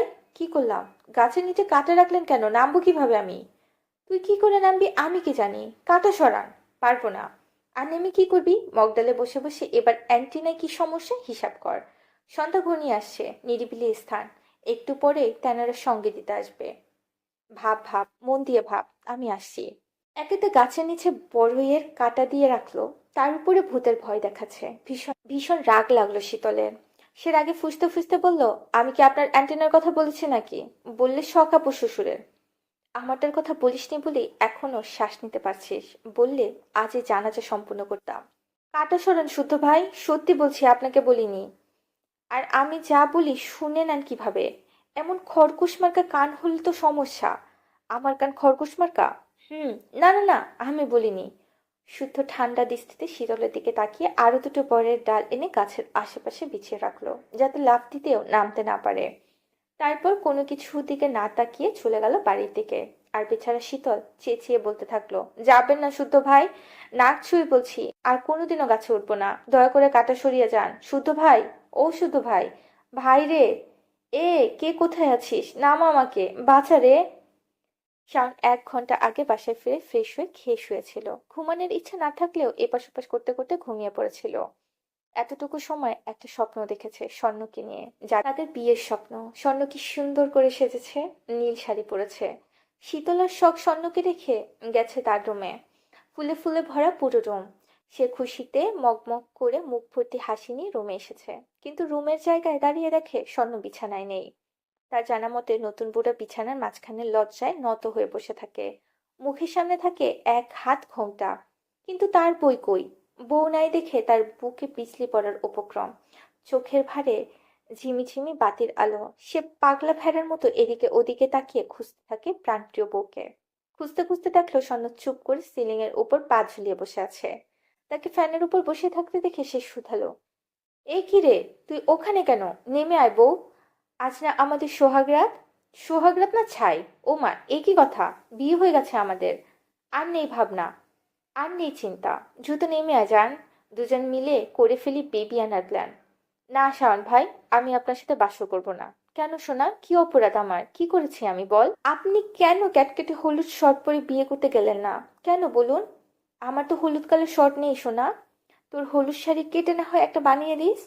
একথা বলতে না বলতে স্বর্ণ লাফ দিয়েছে তার উপর। সে স্বর্ণকে ক্যাচ করে ঝাপটে ধরে পাগলের মতো চুমু দিতে শুরু করে। চুমুতে চুমুতে ভিজিয়ে ফেলছে স্বর্ণের চোখ, গাল, ঠোঁট, থুতনি, গলা এবং মসৃণ ডিবা। এতদিনের অপেক্ষায় তর সইছে না তার। কম্পিত হাতে খুলেও ফেলল বউয়ের পরনের শাড়ি। মুখ ডুবিয়েছে গলায়। মন মস্তিষ্ক হাত ও উন্মাদ, দেহখানা যেন এখন পাগলা ঘোড়ার ন্যায় অবাধ্য। তখনই তীব্র ঝাঁকুনিতে ঘুম ভেঙে যায় তার। দু চোখ খুলে দেখে শুদ্ধ ভ্রু কুঁচকে তাকিয়ে আছে। তার বাসর ঘরে শুদ্ধ কোথা থেকে এলো? বউ কই তার? সে কিছু বলার আগে বিরক্ত নিয়ে শুদ্ধ বলল, রুমের দরজা খুলে রেখে কোলবালিশকে পাগলের মতো চুমু খাচ্ছিলে কেন? মাথাটা থেকে একেবারেই গেছে? শান ঘাড় ঘুরিয়ে আশেপাশে তাকালো। ফুলে ভরা রুমে ফুল নেই। আর বউ? বউ কই তার? সে এবার মাথা চুলকে আমতা আমতা করে বলল, আমার বউ কোথায়? এখানে তো ছিল। ডাস্টবিনে ফেলে এসেছি। যাও, ধুলো ঝেড়ে তুলে নিয়ে এসো। আসার সময় বাবা কি জন্য ডাকছে শুনে এসো। বাবা ডেকেছে? হুম। তুই যা, শাওয়ার নিয়ে আসি। কিছুক্ষণ আগেই না শাওয়ার নিয়ে লাঞ্চ করলে? আরে ভাই, স্বপ্নে কিছু দোষ ছিল। শুদ্ধ শাওনের কথার মানে বুঝে মুখ কুঁচকে বিরক্ত নিয়ে চলে গেল। আর শাওন গায়ের উপর থেকে চাদর সরিয়ে ওয়াশরুমের দিকে যেতে যেতে বিড়বিড় করে বলল, দিনে দুপুরে কি হতচ্ছাড়া স্বপ্ন দেখলাম রে বাবা, ছে। এরপর নিজেকে বকতে বকতে ওয়াশরুমে চলে গেল। শাওয়ারের নিচে দাঁড়িয়ে এবার একা একাই হেসে ফেলল। স্বর্ণ জানলে তাকে ঝাঁটাপিটা করবে। এদিকে ড্রয়িং রুমে সবাই উপস্থিত হয়েছে আহনাফের বাবা মায়ের জন্য, কুশল বিনিময় সেরেছেন। ওনারা এখন ইনিবি নিয়ে শখের সাথে কথা বলছে, বোঝার চেষ্টা চালাচ্ছে শখের সাথে কোনো সমস্যা হয়েছে কিনা। কিন্তু শখ জানিয়েছে তাদের মাঝে কোনো সমস্যাই হয়নি। কিছুক্ষণ আগেও আহনাফের সাথে কথা হয়েছে। এই কথা শুনে আহনাফের বাবা মা শখের ফোন থেকে একটা কল দিতে বলল। শখ দিল। একবার কল দিতে আহনাফের কল ধরলো, বলল, হ্যাঁ সোনা বলো। এতক্ষণে মনে পড়লো আমার কথা? বড়দের সামনে এখন সন্তোষজনক লজ্জায় কুঁকড়ে গেল শখ। বড়রা মুখ এদিকে ওদিকে করলেন। তখন আহনাফের বাবা ফোনটা নিয়ে বললেন, সমস্যা কি তোমার? আমাদের কারো কল ধরছো না কেন? কেন ধরছি না ভালো করে জানো। যাই হোক, তোমরা এখানে কেন হঠাৎ? যাদের বাড়ির মেয়েকে নিয়ে এত সমস্যা তাদের জানাতে হবে না পুরো ঘটনা? না, বাসায় যাও। একথা আগে ভাবা উচিত ছিল। কথা বাড়িও না বাবা, বাসায় যাও। ওনাদের বাবা ছেলের কথা শুনে ভ্রু কুঁচকে তাকিয়ে আছেন শারাফত চৌধুরী। শাওন চৌধুরীর কপালেও চিন্তার ভাঁজ। শুদ্ধ ভাই হাত পেছনে মুড়ে রাজকীয় ভঙ্গিমায় দাঁড়িয়ে আছে, বোঝার চেষ্টা করছে মূল ঘটনা। কথার শুরুটা মোটেও পছন্দ হয়নি তার। এ বাবা ছেলের উল্টাপাল্টা কিছু বললে আজ ধোলাই দিতে খামতি রাখবে না কেউ। পেট পুড়ে ধোলাই খাওয়াবে, তারপর বাসায় পাঠাবে। তার আবার অহেতুক পায়তারা সহ্য হয় না। তখন ভেজা চুল মুছতে মুছতে দ্রুত পায়ে সায়ন নেমে এলো। তার গলায় ঝুলানো হালকা আকাশি রঙের টলে, পরনে মেরুন টি শার্ট ও কালো ট্রাউজার। সিঁড়ি বেয়ে নামতে নামতে চোখাচোখি হলো স্বর্ণের সাথে। তাকে অসময়ে গোসল করতে দেখে ভ্রু কুঁচকে তাকিয়ে আছে সে। শাওন গা ঘেঁষে দাঁড়ালো একদম স্বর্ণের পাশাপাশি। বাকিরা আহনাফের কথা শোনায় মগ্ন। তখন স্বর্ণ কণ্ঠস্বর খাদে এনে বলল, অসময়ে গোসল কেন? কোনো কথা বলবি না বেয়াদব। বিয়ে করতে বলি করিস না, তাহলে স্বপ্নে আসিস কেন? দূরে যা, যা বলছি। স্বর্ণ তার কথার আগামাথা কিছুই বুঝলো না। এদিকে আহনাফের বাবা পারছে না ছেলেকে দুই থাপ্পড় দিতে। তখন শারাফত চৌধুরী গলা খাকাকে দিয়ে সবার দৃষ্টি আকর্ষণ করলেন। তারপর নিজে কথা বলার জন্য হাত বাড়িয়ে ফোন চাইলেন। আহনাফের বাবা ফোন এগিয়ে দিলে শারাফত চৌধুরী স্বভাবসুলভ গুরুগম্ভীর কণ্ঠে বললেন, কি হয়েছে আহনাফ, কোনো সমস্যা? হঠাৎ ওনাকে দেখে আহনাফ ভ্যাপা খেয়ে গেল। সে দ্রুত নিজেকে সামনে সালাম দিল। শারাফত চৌধুরী বাড়তি কথায় না গিয়ে আসল প্রসঙ্গে কথা তুললেন। সরাসরি জানতে চাইলেন এসবের মানে কি। শখ কিছু করেছে কিংবা অন্য কিছু? আহনাফ মাথা নিচু করে কিছুক্ষণ চুপ থাকলো। তারপর নিঃশব্দে শ্বাস টেনে বুকে সাহস নিয়ে স্পষ্ট স্বরে জানালো, আঙ্কেল, বিয়ের ডেটটা এগিয়ে আনা যায় না? কেন? 1.5 বছর আমার কাছে অনেক বেশি মনে হচ্ছে, কিন্তু শখের পড়া। জবাবে কিছু বলতে গিয়েও থেমে গেলেন শারাফত চৌধুরী। অনুধাবন করার চেষ্টা করলেন ছেলেটার ব্যাকুলতা, কাতরতা। এই বয়স, এই সময়, এই উপলব্ধির সাথে পরিচিত তিনি। আজ বয়স বেড়েছে, চুলে দু একটা পাক ধরেছে, মানে এই না অনুভূতিটা লোপ পেয়েছে। মনে মনে কিছু একটা ভেবে উনি ফোন থেকে দৃষ্টি সরিয়ে সরাসরি শখকে শুধালেন, মা, তোমার কি মতামত? বিয়ে ডেট কি এগিয়ে আনবো? শখ আমতা আমতা করে অন্যের একটা কোণা শক্ত করে চেপে ধরেছে। সত্যি বলতে সে জানে আহনাফ কেন এমন করছে। আসলে সে শখকে ছাড়া থাকতে পারছে না। তার একটা দিন একটা বছর মনে হচ্ছে। 1.5 বছর তার কাছে নাকি 1.5 যুগের সমান। এই দূরত্ব না ঘুচালে সে পাগল হয়ে যাবে। তবে একটাই অভিযোগ, চৌধুরী বাড়ির বড় কন্যা দিনকে দিন তাকে পাগল বানিয়ে দিচ্ছে। ফোনের অপর পাশ থেকে চুপ করে শুনছে আহনাফ। সে কোনো মতে আল্লাহকে ডেকে যাচ্ছে যাতে শখ মুখ ফুটে তার সম্মতি জানায়। শারাফত চৌধুরীও দেখছে আহনাফের অস্থিরতা আর শখের নির্লিপ্ততা। তখন শান মুখ খুলল। আহনাফের উদ্দেশ্যে বলল, ডেট এগাবো ঠিক আছে, কিন্তু শখের পড়াশোনার কথা আগে ভাবতে হবে। এতদিন এত কষ্ট করে তীরে এসে তড়ি ডুবানো যাবে না। গার্ডিয়ান হিসেবে তোমাকেও তো বুঝতে হবে আহনাফ। ডাক্তারি পেশাকে অন্যের সাথে গুলিয়ে ফেললে চলবে না। একথা শুনে আহনাফের মুখটা মলিন হয়ে গেল। সবাই শাওন চৌধুরী বললেন, এবার কবে দেশে ফিরছো বাবা? 3 মাস পর। তুমি কি 3 মাস পর বিয়ের অনুষ্ঠান সারতে চাচ্ছ? জি আঙ্কেল। শখকে নিয়ে যাবে? জি। আমি এই 3 মাসে সব ব্যবস্থা করে ফেলবো। তা না হয় বুঝলাম, কিন্তু এভাবে তো পড়াশোনার ব্যাড ইফেক্ট পড়বে। আমি আছি, সব সামলে নেব ইনশাল্লাহ। এই পর্যায়ে আহনাফের বাবা প্রচন্ড বিরক্ত হলেন। ধমকে উঠে ছেলেকে বললেন, এবার কিন্তু বাড়াবাড়ি করছো আহনাফ। হুট করে দেশ ছেড়ে, আপন মানুষ ছেড়ে পড়াশোনায় ইফেক্ট পড়বে, এটা তো ভুল বলেননি ওনারা। বারণ শুনছো না কেন? সমস্যা কি তোমার? ওনার ধমকে থমকে গেল ড্রয়িং রুম। শখ নীরবে কাঁদতে লাগলো, তবুও আহনাব দমল না। সে মলিন মুখে জবাব দিল, ওকে ছাড়া আমার উপরেও খুব বাজে ইফেক্ট পড়ছে বাবা। এই আমিটা দিন দিন বড্ড বেশি এলোমেলো হয়ে যাচ্ছে। বউ আমার, বিয়েও করবো আমি, তাহলে আগে করলে কি সমস্যা? ওকে আজ হলেও আমার কাছে আসতে হবে, কাল হলেও। তাহলে আগে পিছে হিসাব করে কি লাভ? নিজেদের কথা সাইডে রেখে আমার কথাটাও ভাবো তোমরা প্লিজ। থমকে গেল সবাই, কথা হারিয়ে গেল। একটা ছেলে কতটা ভালোবাসলে এইভাবে সবার সামনে প্রিয় মানুষটাকে কাতর সুরে চাইতে পারে, আপন করার আকুলতা দেখাতে পারে। আহনাফের কথায় শখের বুক পাঁচর ভেঙে এলো। বলা বাহুল্য, এই কদিনে মানুষটার প্রতি তারও মায়া পড়ে গেছে, একটু একটু করে ভালোবাসতে শিখেছে। সেও চায় মানুষটাকে। শখকে কাঁদতে দেখে সবাই মুখ চাওয়াচাই করলো। তখন শুদ্ধ এগিয়ে এসে বসলো বোনের পাশে, হাত বাড়িয়ে ফোনটা হাতে নিল। আহনাফ শুদ্ধকে দেখে সালাম দিল। শুদ্ধ জবাব দিয়ে বাড়তি কথায় না গিয়ে সরাসরি শখের উদ্দেশ্যে প্রশ্ন ছুড়ল। আহনাফ স্পষ্টভাবে তোমাকে চাইছে, এবার বল তুই কি চাস? মুখ খোল, জবাব দে। রাজি থাকলে জানা, না থাকলেও প্রয়োজনে আহনাফকে ক্যান্সেল করে দেব। পৃথিবীতে ভালো ছেলের অভাব নেই। একথা শুনে শখ যেন আঁতকে উঠল। ভেজা চোখ তুলে তাকালো ভাইয়ের দিকে। আহনাফকে ভালোবেসে ফেলেছে। পরিস্থিতি যা এখন, মুখে কিছু বলতেই হবে, কিন্তু কিভাবে বলবে? সেও রাজি। 3 মাস পর বিয়ে হলো, সমস্যা নেই। বোনের চুপ থাকতে দেখে শুদ্ধ বলল, তাহলে বাদ। আ- আমার কোনো সমস্যা নেই ভাইয়া। তাহলে 3 মাস পরে? হুম। তখন শাওন চৌধুরী কথা ধরলেন, কিন্তু তোমার পড়াশোনা? এ কথার জবাব শখ দেওয়ার হলো না, কারণ আহনাব চোখে চোখ রেখে শুদ্ধ পুনরায় তাকিয়ে জিজ্ঞাসা করে বসলো, শখের পড়াশোনা নিয়ে তোমার আপত্তি আছে? না ভাইয়া। ভেবে বলছো? জি ভাইয়া। ভালোবাসতে ভালোবাসা মানুষের চাওয়া পাওয়াকে ভালোবাসতে হয়, খেয়াল রাখতে হয়, তার ভালো মন্দ সকল সমস্যার সমাধানদাতা হতে হয়। আশা করি তুমিও তাই হবে। এতটুকু বলে সে মেজ চাচ্চুর দিকে তাকালো। ওনার বলা কথার জবাবে বলল, বিয়ের পরেও মেয়েদের পড়াশোনা হয়, শুধু প্রয়োজন হয় নিজের চেষ্টার, আপনজনের সাপোর্ট। নিজের স্বপ্ন পূরণ করতে এই দুটোই যথেষ্ট। তাছাড়া বিয়ের পর আহনাব যদি শখের পড়াশোনায় সামান্যতম বাধার কারণ হয়, তাহলে আমি কথা দিচ্ছি বোন রাখবো না ওর কাছে। কারণ ওকে মনে রাখতে হবে সে চৌধুরীদের সম্পত্তি নয়, চৌধুরীদের কলিজা নিয়ে যাচ্ছে। যাকে তাকে এই অমূল্য রত্ন আমরা দেব না। যাকে যাকে দেব তাকে অবশ্যই যোগ্য হতে হবে। কতটুকু যোগ্য? কথায় নয়, কাজ করে দেখাতে হবে। শুদ্ধর প্রতিটা শব্দের ভার বুঝতে বাকি রইল না কারো। এটা যেন ঠান্ডা মাথায় শীতল হুমকি। এরপর আহনাফের কথা অনুযায়ী 3 মাস পর বিয়ের ডেট ঠিক করা হলো। গুমট পরিবেশ কাটাতে সকলেই অন্য প্রসঙ্গে কথা তুললো। আহনাফও হাত ছেড়ে খুশি মনে কল কাটলো। এরপর আর কিছুক্ষণ থেকে আহনাফের বাবা মা বিদায় নিলেন। শখ ছিলে গেল নিজের রুমে। একে একে ড্রয়িং রুম ফাঁকা হতে সায়ন রুমের দিকে যাওয়ার জন্য পা বাড়ালো। রুমে না, সে যাবে স্বর্ণের রুমে। কারণ পাঁচিটা তাকে বিয়ে করতে চায় না, অথচ স্বপ্নে এসে কি সব করে যায়। কেন করে এসব? এর জবাব তাকে দিতেই হবে। না দিলে চড়িয়ে দাঁত ফেল দেবে বেয়াদবটার।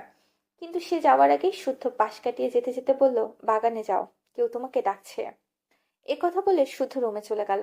শাওন ভেবেছে স্বর্ণবোধ হয়, তাই সেও পা বাড়ালো বাগানের দিকে।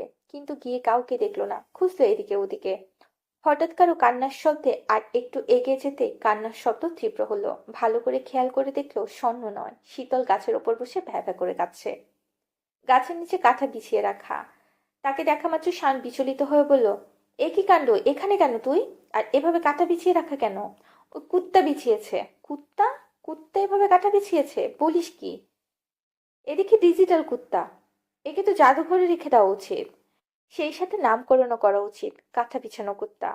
অন্য সময় হলে শাহানুর কথা শুনে শীতল খিলখিল করে হাসতো, কিন্তু এখন মোটেও হাসতে ইচ্ছে করছে না তার। তাই নাক টেনে ফোপাতে ফোপাতে জবাব দিল, এই কুত্তা সেই কুত্তা না, এটা মানুষ কুত্তা। মানুষ আবার কুত্তা হয় কিভাবে? কি বলছিস পাগলের মতো? কাঁথা সরান, নেমে আয় দেখি। একথা বলে শাওন একে একে কাঁটাগুলো সরাতে শীতল গাছ থেকে নেমে এলো। কোমরে গুজে রাখা ওড়নাটা ঠিকঠাক করে ধপধপ পা ফেলে ছুটলো বাড়ির ভেতরে। দৌড়ে সিঁড়ি দিয়ে চলে গেল শুদ্ধের রুমে। ভিড়িয়ে রাখা দরজা খুলে দেখলো শুদ্ধ খালি গায়ে দাঁড়িয়ে ফোনে কথা বলছে। সে রাগে ফুঁসতে ফুঁসতে কোনো মতে নিজের সামনে তার রুমে চলে গেল। ওয়াশরুমে গিয়ে মাথাতে পানি দিল, তারপর ভেজা চুল মুছে ধপ করে শুয়ে পড়ল নিজের বিছানার উপর। খানিকক্ষণ পর মাগরিবের আজান দিল। সন্ধ্যার নাস্তা করার জন্য সিরাজ সবাইকে ডেকেছে, সেও গেল। শাওনবাদে একে একে সবাই হাজির হয়েছে। শুধু কোথাও যাবে বোধ হয়, রেডি হয়ে নিচে নেমেছে। শীতল তাকে দেখা মাত্রই থমথমে মুখে সোফা ছেড়ে মেঝেতে বিছানো কার্পেটের উপর বসলো। তারপর এক হাত বাড়িয়ে ট্রে থেকে হালিমের বাটি হাতে তুলে নিল। শুদ্ধ এসে বসেছে সোফায়। শীতল গরম হালের মুখে দিতে ছ্যাঁকা খেয়ে উফ করে ঠোঁট চেপে ধরল। শুধু ভ্রু কুঁচকে কিছু বলার আগে শীতল উঠে হন হন করে রান্নাঘরে চলে গেল। এই অসভ্য মানুষটার সাথে কথা বলবে না সে। ততক্ষণে সবাই বসেছে ড্রয়িং রুমের সোফায়। সিরাসিমিন বাহারি সব নাস্তা চা এনে রাখছে সবার সামনে। তুলে নিয়েছে যে যার পছন্দ মতো সব নাস্তা। হঠাৎ কারেন্ট চলে গেল এবং তখনই শুদ্ধর মুখ থেকে ব্যথাতুর শব্দ বেরিয়ে এলো। সবার কানে পৌঁছে গেল সেই শব্দ। সবাই বিচলিত। কি হয়েছে উতলা হয়ে জানতে চাইতেই না চাইতে জেনারেটর অন হয়ে গেল। ফকফকে আলোয় ভরে উঠল ড্রয়িং রুম। শুদ্ধ তখনও মুখ কুঁচকে চোখ বন্ধ করে শটান হয়ে বসে আছে। তার একটা হাত পিঠের পিছনে। সিতারা ছেলের হাত খেয়াল করে বললেন, আপা কি হলো তোর? এমন করছিস কেন? না কিছু না। সিতারা শুনল না। জোর করে শুদ্ধ টি শার্ট উঠিয়ে দেখে আটকে উঠে বললেন, এ কি কাণ্ড, এটা কি করে হলো? ওনার কথা শুনে সবাই দৃষ্টি শুদ্ধর পিঠের দিকে দিল। কারো ধারালো 4 আঙ্গুলের দাগ বসে গেছে, বিন্দু বিন্দু রক্ত বের হচ্ছে। কেউ যেন খামচি দিয়ে মাংস ওঠানোর পায়তারা জড়েছিল। শুদ্ধর অবস্থা দেখে সিরা দৌড়ে এসে অ্যান্টিসেপটিক এনে লাগিয়ে দিলেন। সিমিন হাই হাই করে উঠলেন। ভর সন্ধ্যায় খারাপ জিনের কারবার ভেবে সুরা পড়ে শুদ্ধর মাথায় ফু দিলেন। সিরা ঝাড়ু হাতে পুরো ড্রয়িং রুম খুঁজলেন বিড়াল টিড়াল আছে নাকি দেখতে, কিন্তু কিছুই পেল না। হঠাৎ করে এমন কাণ্ড ঘটায় সকলেই হতবাক। চোখের পলকে কি থেকে কি ঘটে গেল কিছুই বুঝলেন না কেউ। তবে শুদ্ধ আশেপাশে তাকিয়ে একজনকে না পেয়ে দীর্ঘশ্বাস ছাড়ল। কাজ সেরে তখনই পালিয়েছে সে। পরপর শুদ্ধের ফোনে কল আসায় সে উঠে দাঁড়ালো। সীতারা উঠতে দিলেন না। কিছু খেয়ে ওষুধ খাইয়ে তবে ছেলেকে ছাড়লেন। যে ক্ষত হয়েছে প্রচুর ব্যথা হবে। শুদ্ধ কথা বাড়িয়ে ওষুধ খেয়ে বেরিয়ে গেল। কয়েক ধাপ এগিয়ে পেছনে ফিরে তাকালো। শীতল ব্যালকনির বরাবর কেউ নেই। তবে সে নিশ্চিত শীতল এখানে লুকিয়ে আছে। দেরি হয়ে যাচ্ছে ভেবে পুনরায় যাওয়ার জন্য পা বাড়াতে শীতলের কণ্ঠে গান কর্ণকুহরে পৌঁছলো। সে থমকে দাঁড়িয়ে গেল। শীতল তখনও চেঁচিয়ে গেয়ে যাচ্ছে, বন্ধু হাইটটা যখন যায় পিছন ফিরা ফিরা চায়, দেখলে তারে মনের ভিতর দোতারা বাজায়। বন্ধুর মাথায় বাবরি চুল দেখতে লাগে বিউটিফুল, রঙে ঢঙে রহিম সাইজা আমারে নাচায়।